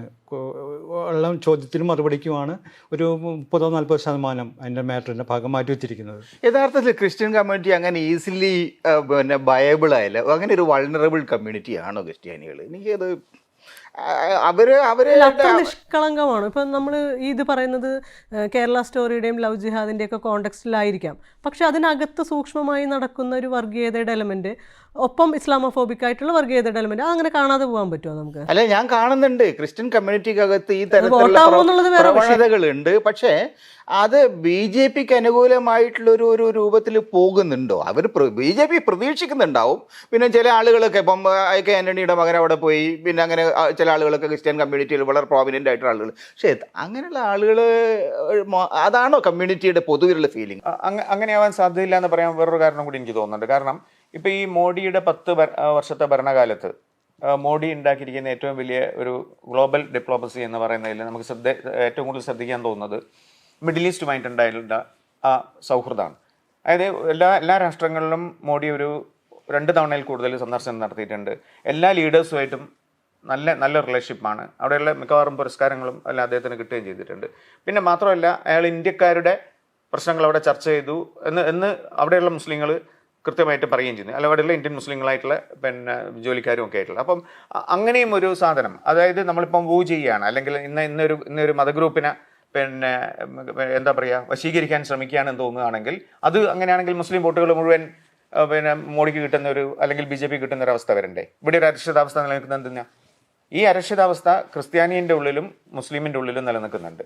പ്രത്യേകിച്ച് മണിപ്പൂർ പോലെയുള്ള സംഗതികൾ.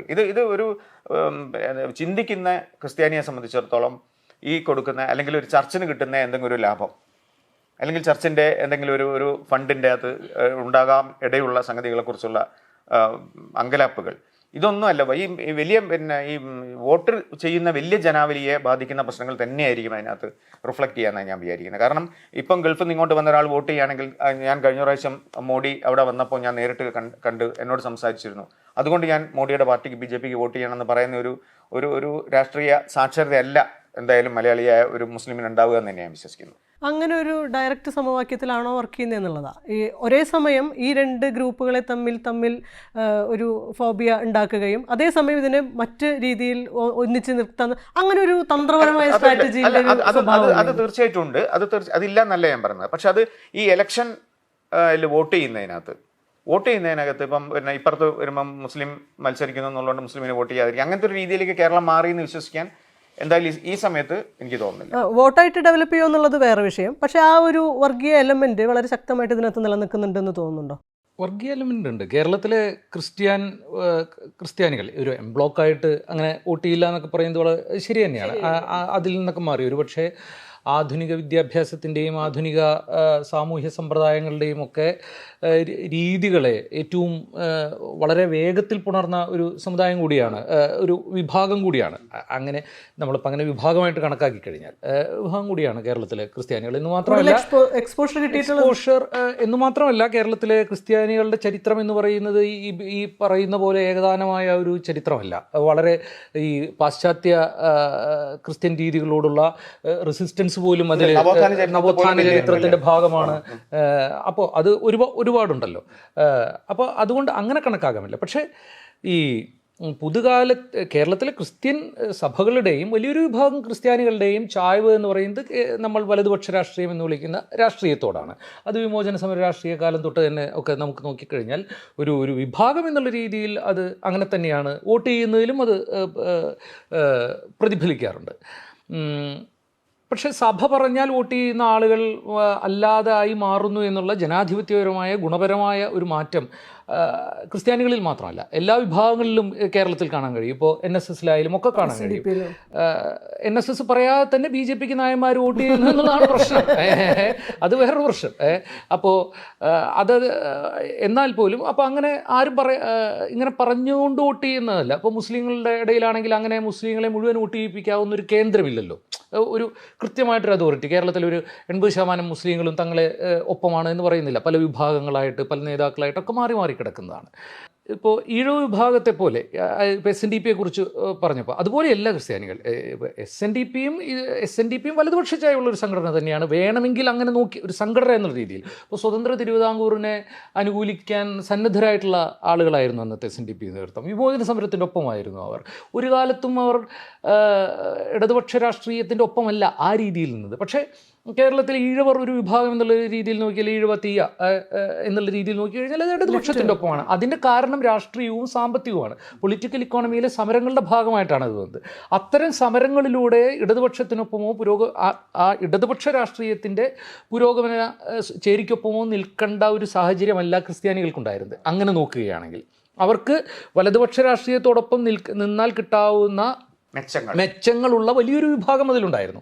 അപ്പോൾ ക്രിസ്ത്യാനി എന്നുള്ളതിനപ്പുറം ഈ പൊളിറ്റിക്കൽ ഇക്കോണമിയുടെ ഘടകങ്ങളാണ് അതിനെ നിശ്ചയിച്ച വലിയൊരു കാര്യം. ട്രേഡും ഒക്കെ ആയിട്ട് ബന്ധപ്പെട്ടതുമൊക്കെയാണ്. പിന്നെ സഭയുടെയും ആസെമിറ്റിക് മതത്തിൻ്റെയൊക്കെ വളരെ സ്വാധീനം അതിലുണ്ട്. ഈ ഇസ്ലാമോഫോബിയ എന്ന് പറയുന്നത് ക്രിസ്ത്യാനികൾക്കിടയിൽ ഉണ്ടാക്കിയെടുക്കുകയും അത് വളർന്നു വരികയും അത് ഒരു പക്ഷേ വോട്ടിൽ തന്നെ പ്രതിഫലിക്കാവുന്ന രീതിയിലേക്ക് ഇഞ്ചിഞ്ചായിട്ട് പോവുകയും ചെയ്യുന്നു എന്നുള്ളൊരു വസ്തുതയാണ്. കേരളത്തിൽ സംഘപരിവാർ പറഞ്ഞതിനേക്കാൾ കൂടുതൽ ലവ് ജിഹാദിൻ്റെ ആരോപണങ്ങളും അതിൻ്റെ പ്രചാരണങ്ങളും നടത്തിയിട്ടുള്ളത് ക്രിസ്ത്യൻ സഭയാണ്. കേരളത്തിലെ പ്രബലമായ ക്രിസ്ത്യൻ സഭയാണ്. അതിലത്തെ ചെറിയ സഭകളല്ല, കേരളത്തിലെ കത്തോലിക്ക സഭയടക്കമുള്ള പ്രബലമായ ക്രിസ്ത്യൻ സഭകളാണ്. അത് വളരെ കൃത്യമായിട്ടുള്ളതാണ്. അങ്ങനെ അവർ പറയുമ്പോൾ തങ്ങളുടേത് ഒരു ഈ എല്ലാ രാഷ്ട്രീയ പാർട്ടികൾക്കും കൊടുക്കാവുന്ന വോട്ട് തങ്ങൾക്കുണ്ട്. തങ്ങൾ ഒരു കൂട്ടർക്ക് മാത്രമായിട്ട് വോട്ട് കൊടുക്കണമെന്ന് പറയുന്നില്ല. എല്ലാ രാഷ്ട്രീയ പാർട്ടികൾക്കും കൊടുക്കാവുന്ന വോട്ടുകൾ തങ്ങളുടെ കയ്യിലുണ്ട് എന്ന് വളരെ കാലങ്ങളായിട്ട് കേരളത്തിലെ രാഷ്ട്രീയ നേതൃത്വമായിട്ട് വിലപേശൽ രാഷ്ട്രീയവും സമ്മർദ്ദ രാഷ്ട്രീയവും നടത്തുന്ന ഒരു വിഭാഗമാണ് ക്രിസ്ത്യൻ സഭകൾ. അവരത് ബോധ്യപ്പെടുത്തുന്നതുകൊണ്ടാണ് ലവ് ജിഹാദിൻ്റെ വളരെ വൃത്തികെട്ട വർഗീയ വിഷം തുപ്പുന്ന ആരോപണം ഉന്നയിച്ച ഏതോ കല്ലറങ്ങാടൻ എന്നൊക്കെ പറഞ്ഞൊരു ചങ്ങായി, ഒരു ബിഷപ്പോ, അയാളുടെ കൈമുത്താൻ തിരക്കായിരുന്നു അവിടെ. ഒരാൾ ഇറങ്ങിക്കഴിഞ്ഞാൽ ഇനി സുധാകരൻ വരട്ടെ, വാസവൻ്റെ ടൈം ആയിട്ടില്ല എന്നുള്ള മട്ടിലായിരുന്നു അയാളുടെ കൈമുത്താൻ നിന്നിരുന്നത്. അയാൾ ഈ ആരോപണം ഉന്നയിച്ചതിന് ശേഷം എന്നിട്ട് ഞങ്ങളെന്തോ പുസ്തകത്തെക്കുറിച്ച് ചർച്ച ചെയ്തു എന്നൊക്കെ വാസവൻ പുറത്തു എന്ന് പറഞ്ഞു. അപ്പോൾ ഇതിൻ്റെ പ്രശ്നം എന്താണെന്ന് വെച്ചാൽ എല്ലാവർക്കും വീതിച്ചു കൊടുക്കാവുന്ന വോട്ടുകൾ തങ്ങളുടെ കയ്യിലുണ്ട് എന്നുള്ളതും തങ്ങൾ പറഞ്ഞില്ലെങ്കിലും ഇത്തരത്തിലുള്ളൊരു പ്രചരണം സ്വാധീനിക്കാവുന്ന ഒരു വലതുപക്ഷ രാഷ്ട്രീയത്തിൻ്റെ ധാരയിലൂടെ സഞ്ചരിക്കുന്ന വലിയൊരു വിഭാഗമാണ് കേരളത്തിലെ ക്രിസ്ത്യാനികളിൽ ഒരു വിഭാഗം എന്നുള്ളതൊരു വാസ്തവമാണ്. അത് നമുക്ക് വോട്ടിംഗ് പാറ്റേൺ നോക്കിയാലും അറിയാം. ഇപ്പോൾ തെക്കൻ ജില്ലകളിലെ കുടിയേറ്റ മേഖലകളിലെ ഇപ്പോൾ തൃശ്ശൂരിലെ ഒക്കെ തന്നെ എനിക്ക് തോന്നുന്നത് തൃശ്ശൂരിൻ്റെ വേറൊരു ഇതാണ്. അതുകൊണ്ടാണ് BJPക്ക് വോട്ട് ചെയ്യില്ല ഒരു വലിയ വിഭാഗം ആളുകൾ. ഒരു കോൺഗ്രസിന് വോട്ട് ചെയ്യും. കോൺഗ്രസ് ഈ വലതുപക്ഷ രാഷ്ട്രീയത്തിനൊപ്പം നിൽക്കുന്ന പാർട്ടി ആയതുകൊണ്ട് തന്നെ അതിലെ ഒരു വിഭാഗത്തിന് കോൺഗ്രസിന് വോട്ട് ചെയ്യാൻ മടിയില്ല. പക്ഷേ നമ്മൾ നോക്കിക്കഴിഞ്ഞാൽ സംഘപരിവാറിന് കേരളത്തിൽ നിന്നും എടുക്കാവുന്ന ഏറ്റവും പ്രബലമായ ന്യൂനപക്ഷ പങ്കാളി, തങ്ങളുടെ പൊളിറ്റിക്കൽ അജണ്ടയിലേക്ക് ചേർക്കാവുന്ന പങ്കാളിയായിട്ട് അവർ ക്രിസ്ത്യൻ വിഭാഗത്തെ കാണുന്നത് വെറുതെയല്ല. കാരണം തങ്ങൾക്ക് കേരളത്തിലെ ഒരു വിഭാഗം ഹിന്ദുക്കളിൽ പോലും വിൽക്കാൻ കഴിയാത്ത ഇസ്ലാമോഫോബിയ തങ്ങൾക്ക് ചിലവാക്കാൻ കഴിയാവുന്ന ഒരിടമായി അവർ ക്രിസ്ത്യാനികളെ കാണുന്നുണ്ട്. ഇത് നമ്മൾ അവരുടെ വാട്സപ്പ് ഗ്രൂപ്പുകൾ പോലുള്ള സാമൂഹ്യ മാധ്യമങ്ങളിലെ പ്രചരണങ്ങളിൽ നമ്മൾ അത്തരം ആളുകളുമായിട്ടുള്ള സംഭാഷണങ്ങളിലൊക്കെ നോക്കുമ്പോൾ വലിയ തോതിലുള്ള മുസ്ലിം വിരുദ്ധത ക്രിസ്ത്യൻ വിഭാഗത്തിൻ്റെ ഇടയിൽ പടർത്തുന്നതിന് അവർക്ക് കഴിഞ്ഞിട്ടുണ്ട്. അത് BJPക്കുള്ള വോട്ടായി മാറുമോ എന്നുള്ളത് മറ്റൊരു വിഷയമാണ്. പക്ഷേ അത് കഴിഞ്ഞിട്ടുണ്ട്.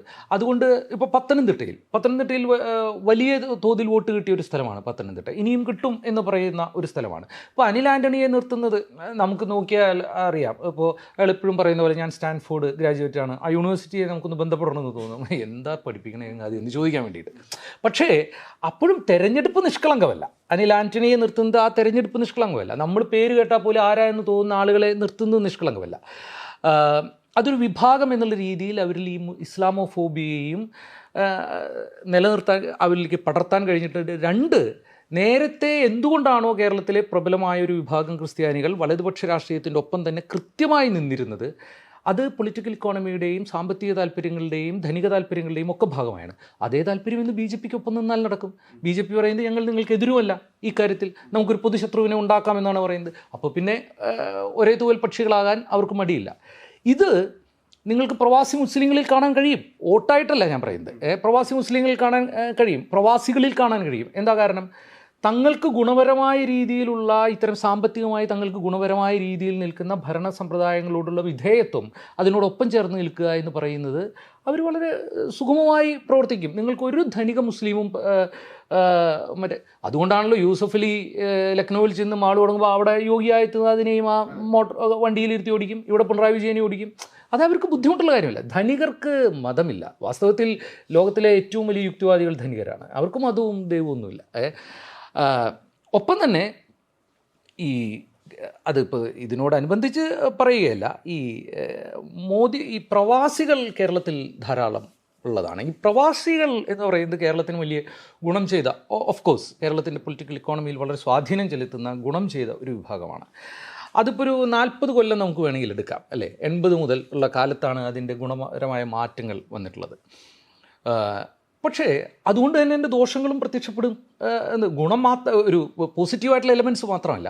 അതിലൊന്ന് എന്ന് പറയുന്നത് ഗൾഫ് പ്രവാസം കേരളത്തിൽ ഉണ്ടാക്കിയ വലിയ തരത്തിലുള്ള വിദ്യാഭ്യാസത്തിൻ്റെ, ആരോഗ്യത്തിൻ്റെ, ജീവിത നിലവാരത്തിൻ്റെയൊക്കെ ഗുണപരമായ അംശങ്ങളോടൊപ്പം ഉണ്ടാക്കിയ മറ്റൊരു കാര്യമെന്ന് പറയുന്നത് ജനാധിപത്യത്തെക്കുറിച്ചുള്ള സങ്കല്പത്തെ അത് ദുർബലമാക്കുന്നുണ്ട്. കാരണം അവിടെ പോയി ജീവിക്കുന്ന മനുഷ്യർ ജനാധിപത്യ രാജ്യത്തല്ല ജീവിക്കുന്നത്. അവർ ജീവിക്കുന്നത് പൗരത്വം ലഭിക്കാൻ ഒരിക്കലും പറ്റാത്ത, അവരുടെ പൗരാവകാശങ്ങൾ പോലും ഒരു മൊണാർക്കിയിൽ നിൽക്കുന്ന ജനങ്ങളായിട്ടാണ്. അവരിലേക്ക് ഈ വികസനം എന്നൊക്കെ പറയുന്ന റോഡ്, അത് ലുലുമാളാണ് വികസനം എന്നൊക്കെ പറയുന്ന മട്ടിലുള്ളത് വിൽക്കാൻ വളരെ എളുപ്പമാണ്. വളരെ കാലങ്ങളായിട്ട് ഗൾഫിൽ നിന്നും വരുന്ന പെട്ടി തുറക്കുന്നതാണ് നമ്മുടെ ജീവിതത്തിൻ്റെ വികസനം പോലും ഉണ്ടായിരുന്നത്, അല്ലേ? നമ്മുടെ അയൽക്കാരുടെ പെട്ടി തുറക്കുമ്പോൾ വരുന്ന അത്തറിൻ്റെ മണം നമ്മുടെ വികസനമായിരുന്നു. വാസ്തവമാണത്. അവരാണത് പൊക്കിക്കൊണ്ടുവന്ന് കേരളത്തിലെ വലിയൊരു വിഭാഗത്തെ. പക്ഷേ വികസനത്തിൻ്റെ പെട്ടിയെ തുറക്കുന്നതിനൊപ്പം ജനാധിപത്യത്തിൻ്റെ സങ്കല്പത്തിൻ്റെ പെട്ടി അടയ്ക്കുക കൂടി അവിടെ പോകുമ്പോൾ ചെയ്യുന്നുണ്ട്. ഇതൊരു വലിയ പ്രശ്നമാണ്. അതുകൊണ്ട് അവർക്ക് എന്താ കുഴപ്പം എന്ന് തോന്നും. പൗരാവകാശങ്ങളില്ല, അല്ലെങ്കിൽ ജനാധിപത്യപരമായ ഇടപെടലുകളില്ല. ഒരു 25 വയസ്സിൽ പ്രവാസിയാകുന്ന ഒരു മനുഷ്യൻ 55 വയസ്സിൽ തിരിച്ചു വരുമ്പോൾ 30 കൊല്ലം അയാൾ ജനാധിപത്യരഹിതമായൊരു സമൂഹത്തിലാണ് ജീവിക്കുന്നത്. അയാൾക്ക് തിരിച്ചു വരുമ്പോൾ കേരളം സ്വർഗമായിട്ട് തോന്നാം, എന്തിന് മോദി പോലും ഓക്കെ ആയിട്ട് തോന്നാം. അതൊരു പ്രശ്നമാണ്. ഇത് ലോകത്ത് അതുകൊണ്ടാണ് പ്രവാസികളെ സ്വാധീനിക്കുന്നത് വളരെ അത്തരത്തിൽ എളുപ്പമാണ്. ക്രിസ്ത്യാനികൾക്കിടയിൽ ഉള്ളത് ഞാൻ പറഞ്ഞ പോലെ ഈ ഇസ്ലാമോഫോബിയ എന്ന് പറയുന്നത് മറ്റൊരു വിഷയമാണ്. അത് വോട്ടായിട്ട് ബാധിച്ചില്ലെങ്കിലും കേരളത്തിലെ ക്രിസ്ത്യൻ സമൂഹത്തെ ഈ തീവ്ര ഹിന്ദുത്വത്തിൻ്റെ സഖ്യകക്ഷികളായിട്ട് മാറ്റിക്കൊണ്ടിരിക്കുക തന്നെയാണ്. നമുക്ക് ചില മണ്ഡലങ്ങളുടെ ഒരു എടുത്തു കഴിഞ്ഞാൽ തിരുവനന്തപുരം, ആറ്റിങ്ങൽ, പത്തനംതിട്ട, തൃശ്ശൂർ, വടകര എന്നൊക്കെ പാലക്കാട് തുടങ്ങിയ മണ്ഡലങ്ങൾ പ്രത്യേകം ഫോക്കസ്ഡായിട്ട് ചർച്ച ചെയ്യുന്ന ഒരു കാര്യം. ഇത് കഴിഞ്ഞ പ്രാവശ്യത്തെ ഒരു വോട്ടിംഗ് പാറ്റേൺ നോക്കുകയാണെങ്കിൽ 19 എല്ലാം UDF ജയിച്ച മണ്ഡലങ്ങൾ കൂടിയിട്ടാണ്. അവിടെ പക്ഷേ പലതരത്തിൽ മാറി മറയാം എന്നുള്ള ഒരു സ്ഥിതിവിശേഷമുണ്ട്. അതിന് ഈ ഒരു മണ്ഡലങ്ങളെ മുൻനിർത്തിയിട്ട് നമ്മൾ നോക്കുകയാണെങ്കിൽ എങ്ങനെയാണ് പറയാൻ പറ്റുക? എനിക്ക് തോന്നുന്നത് കേരളത്തിൽ പിന്നെ ഇപ്പോൾ വന്നിരിക്കുന്ന കുറേ സർവേകളെ കുറിച്ച് അടിസ്ഥാനത്തിലെല്ലാം പറയുന്നത് കേരളത്തിൽ ഇപ്പോഴത്തെ ഒരു സാഹചര്യത്തിൽ സബ്സ്റ്റാൻഷ്യലായിട്ട് ഒരു UDF അനുകൂലമായ ഒരു അന്തരീക്ഷമുണ്ട്.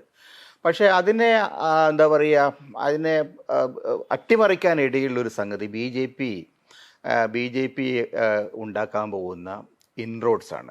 അവർക്ക് നേടിയെടുക്കാൻ പറ്റുന്ന അഡ്വാൻറ്റേജസ്, പൊളിറ്റിക്കൽ അഡ്വാൻറ്റേജസും വോട്ട് ബേസുമാണ്.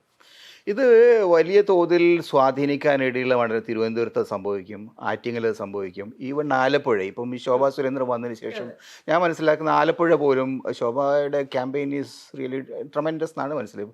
അതേപോലെ തന്നെ ഈ മലബാർ സൈഡിൽ പാലക്കാട് അത് സംഭവിക്കാവുന്നതാണ്. അപ്പോൾ ഇങ്ങനെ തൃശ്ശൂർ അത് സംഭവിക്കാം. ഇങ്ങനെ പല മണ്ഡലങ്ങളിലും 5-6 മണ്ഡലങ്ങളിലെങ്കിലും BJP ഉണ്ടാക്കാൻ പോകുന്ന അഡ്വാൻറ്റേജസ്, അതിൻ്റെ അവർക്ക് പിടിക്കാൻ കഴിയുന്ന വോട്ടുകൾ ഈ കേരളത്തിലെ എന്താ പറയുക ബലാബലത്തെ മാറ്റിമറിക്കും എന്നെനിക്ക് തോന്നുന്നുണ്ട്.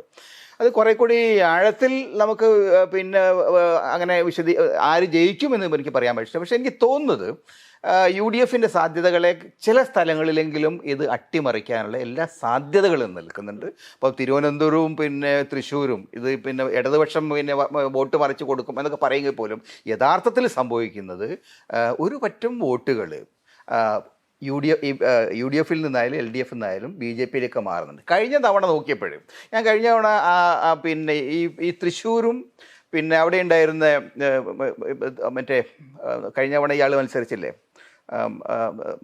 ഇപ്പം മുരളീധരൻ മത്സരിക്കുന്ന മണ്ഡലം അല്ല മുരളീധരൻ, നമ്മളെ വി മുരളീധരൻ, ആറ്റിങ്ങൽ. ഈ 2 മണ്ഡലങ്ങളും നോക്കിയാൽ ആറ്റിങ്ങലും തൃശ്ശൂരും ഏതാണ്ട് 10%-ഓളം 12% വോട്ടുകൾ BJPക്ക് അനുകൂലമായിട്ട് മാറിയിട്ടുണ്ട്.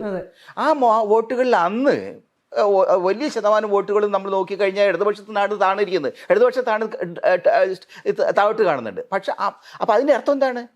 ഇടതുപക്ഷത്തു നിന്ന് വോട്ടുകൾ ഈ BJP ഭാഗത്തേക്ക് മറിയില്ല, ഇത് കേരളമാണ് എന്നൊക്കെ പറയുന്നത്. അതിനൊരു അടിസ്ഥാനപരമായിട്ട് യാതൊരു വാസ്തവവും ഇല്ല. കാരണം ഇടതുപക്ഷത്തു നിന്ന് വോട്ടുകൾ BJPയിലേക്ക് മറിഞ്ഞതായിട്ടാണ് കഴിഞ്ഞ തവണ കാണുന്നത്.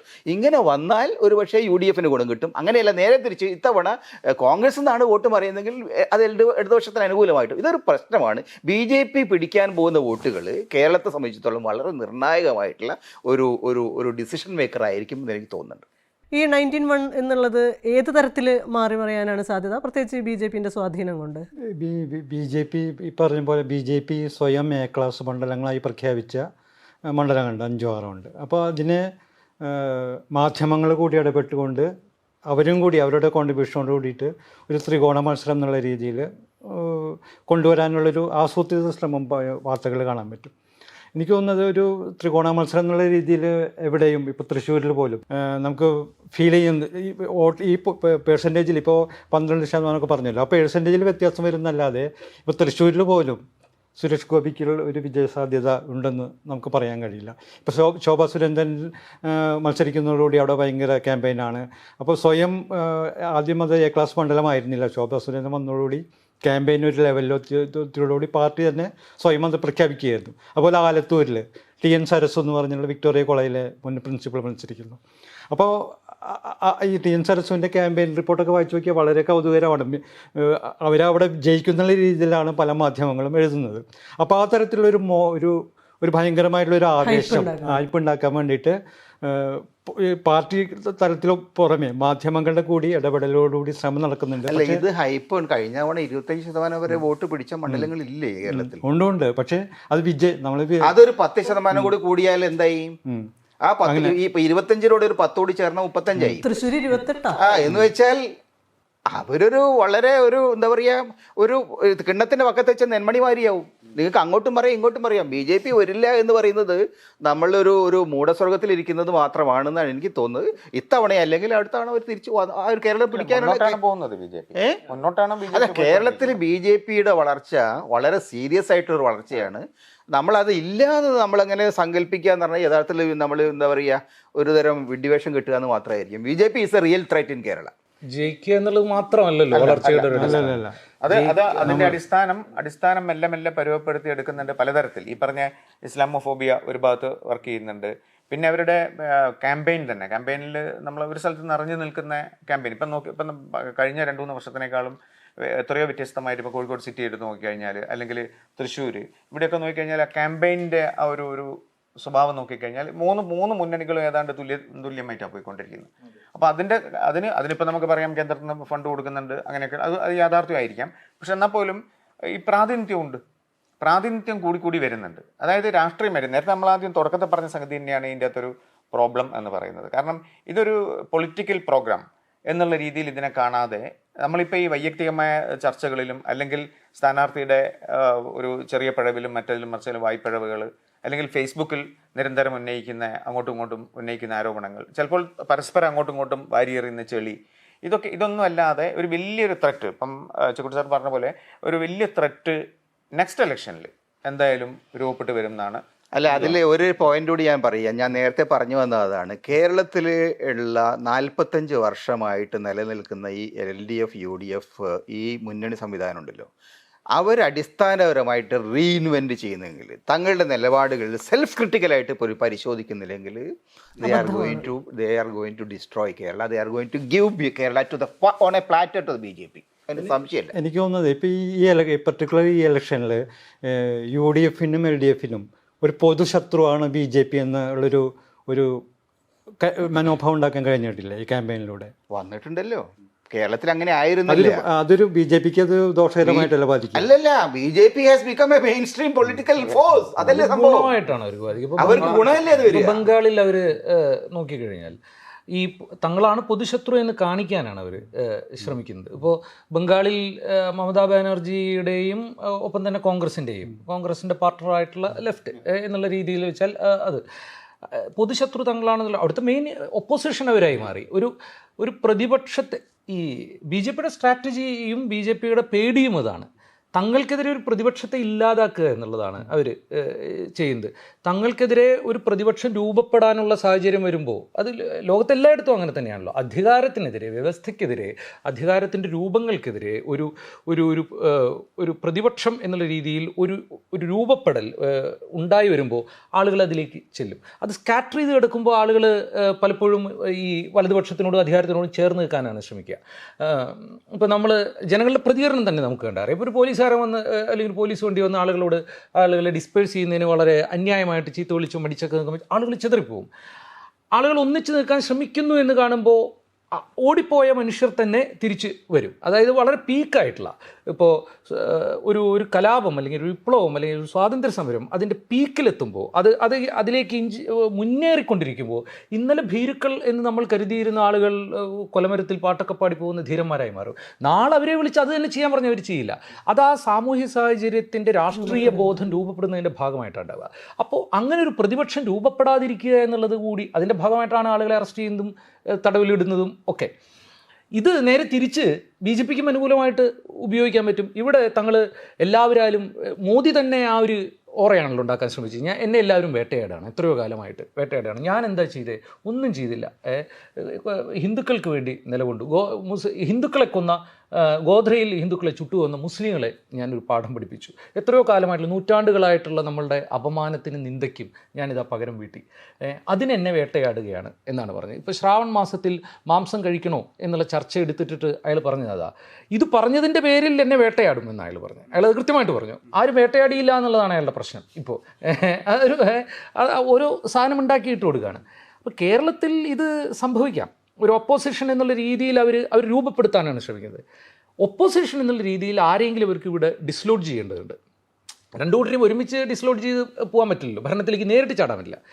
അതാരെയായിരിക്കും എന്നുള്ളതാണ് വാസ്തവത്തിൽ BJP-യെക്കാളേറെ LDF-ൻ്റെയും UDF-ൻ്റെയും പ്രശ്നം. എനിക്ക് തോന്നുന്നത് അവരിവിടെ ഡിസ്ലോഡ് ചെയ്യാൻ ശ്രമിക്കുന്നത് കോൺഗ്രസിനെ ആയിരിക്കും.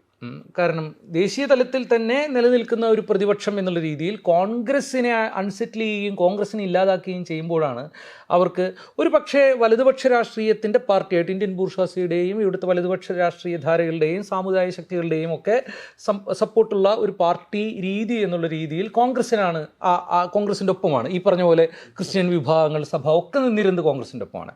കോൺഗ്രസ് തകരുകയും ദുർബലമാവുകയും ചെയ്യുമ്പോൾ സ്വാഭാവികമായിട്ടും അവരെങ്ങോട്ട് പോകും?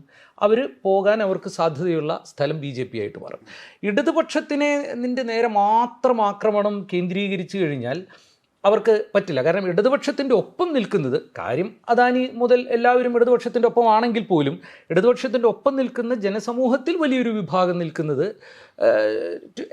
അവർ ഒരു തരത്തിൽ പ്രോഗ്രസീവ്ലി മതേതരത്വത്തോടും ഇടതുപക്ഷ രാഷ്ട്രീയത്തോടും ഒക്കെ കമ്മിറ്റഡ് ആയിട്ടുള്ള ഒരു വിഭാഗമുണ്ട്. അവരെ ആകർഷിക്കുക എളുപ്പമായിരിക്കില്ല. അത് ഈ തെരഞ്ഞെടുപ്പിലും വേണമെങ്കിൽ അത് ടാക്റ്റിക്കലി ഉപയോഗിക്കുമോ എന്ന് നമുക്ക് കണ്ടറിയേണ്ടതുണ്ട് ഈ തെരഞ്ഞെടുപ്പിലും.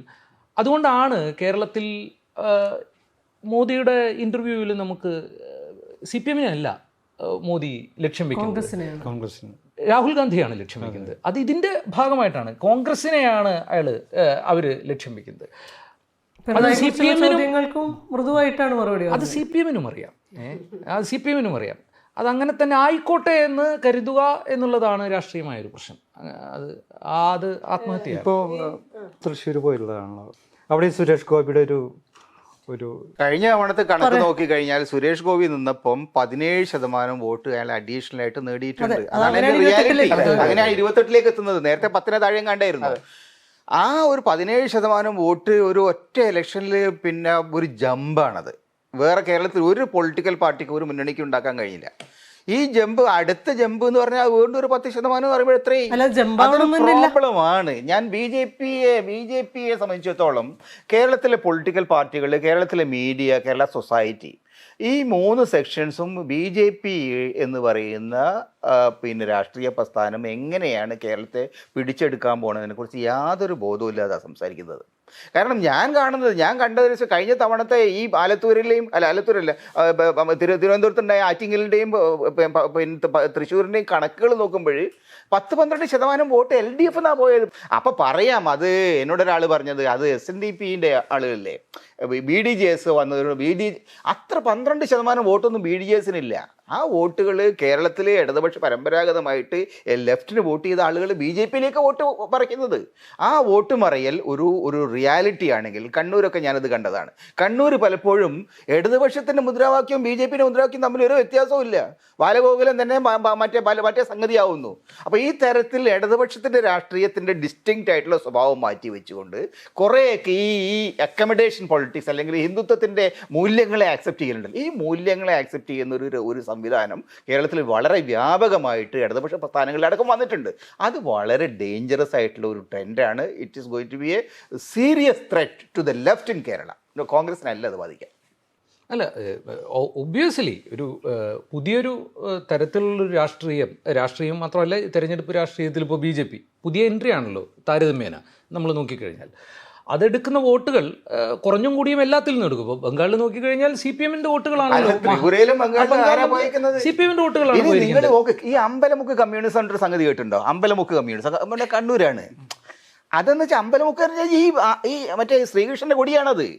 അത് കമ്മ്യൂണിസം. അപ്പോൾ നമുക്ക് സത്യത്തിൽ ഇടതുപക്ഷത്തിൻ്റെ രാഷ്ട്രീയത്തിന് വളരെ വളരെ എത്രയാ നമ്മുടെ കൺമുമ്പിൽ വെച്ചിട്ട് സംഘപരിവാരത്തിൻ്റെ രാഷ്ട്രീയമാക്കി മാറ്റുന്നത് കണ്ണൂർ പോയാൽ നോക്കിയാൽ മതി, അവിടെ നിങ്ങൾക്ക് കാണാൻ പറ്റും. നമ്മളിപ്പോൾ ഈ പറഞ്ഞതിൽ നിന്ന് മൊത്തത്തിൽ ഈ ഒരു ഡിലമ യഥാർത്ഥത്തിൽ കേരളത്തിലെ ചിന്തിക്കുന്ന രാഷ്ട്രീയബോധമുള്ള വോട്ടർമാരിലും ഉണ്ടെന്ന് തന്നെയാണ് തോന്നുന്നത്.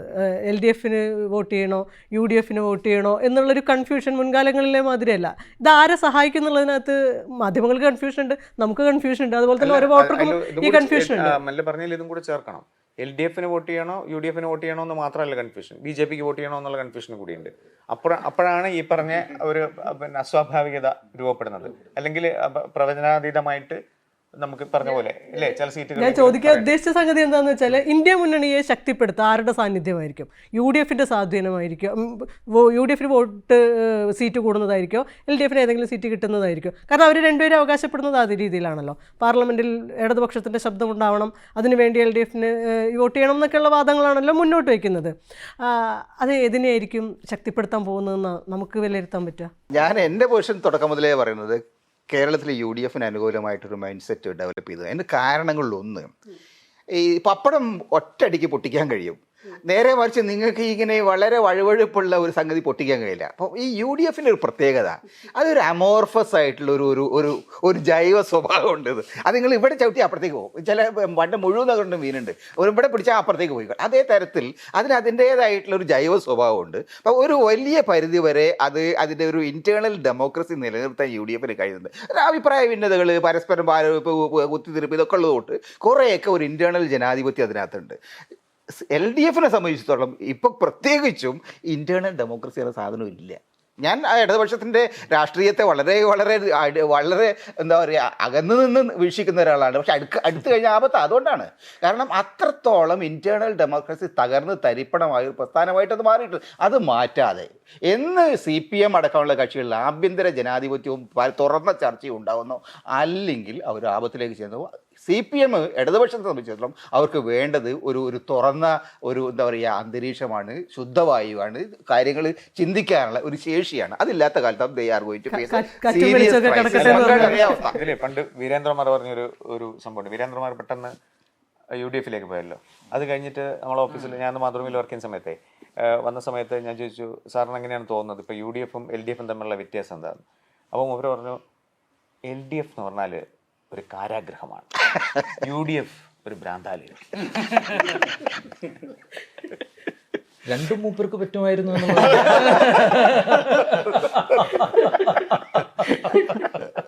ഈ ഇപ്രാവശ്യത്തെ ഒരു റിസൾട്ട് എങ്ങനെ വരുന്നതാണ് തോന്നുന്നത്? അല്ലെങ്കിൽ എന്ത് സാന്നിധ്യമാണ് അവിടെ വേണ്ടത്?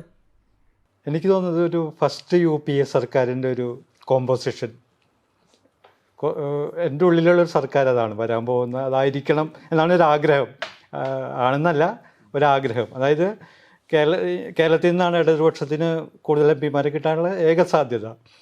പരമാവധി ഇടതുപക്ഷത്തിലുള്ള MPമാർ ജയിച്ചു കഴിഞ്ഞാൽ കേന്ദ്രത്തിൽ ഉണ്ടാവാൻ പോകുന്ന ഒരു സർക്കാരിൽ, അതായത് ഇന്ത്യ മുന്നണിക്ക് അങ്ങനെ സാധ്യതയുണ്ടെങ്കിൽ അതൊരു നല്ല കോമ്പോസിഷൻ ആയിരിക്കും എന്നാണ് എൻ്റെ അഭിപ്രായം.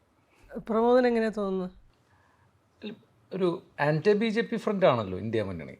ഇവിടുന്ന് UDFിൽപ്പെട്ട ആളുകൾ ജയിച്ചാലും LDFിൽപ്പെട്ട ആളുകൾ ജയിച്ചാലും അതിൻ്റെ ഭാഗമായിരിക്കും. അതുകൊണ്ട് തന്നെ വോട്ടർമാരിൽ BJP വിരുദ്ധ വോട്ടർമാരിൽ ആർക്ക് വോട്ട് ചെയ്യണം എന്നുള്ള കൺഫ്യൂഷൻ ഉണ്ടാവും.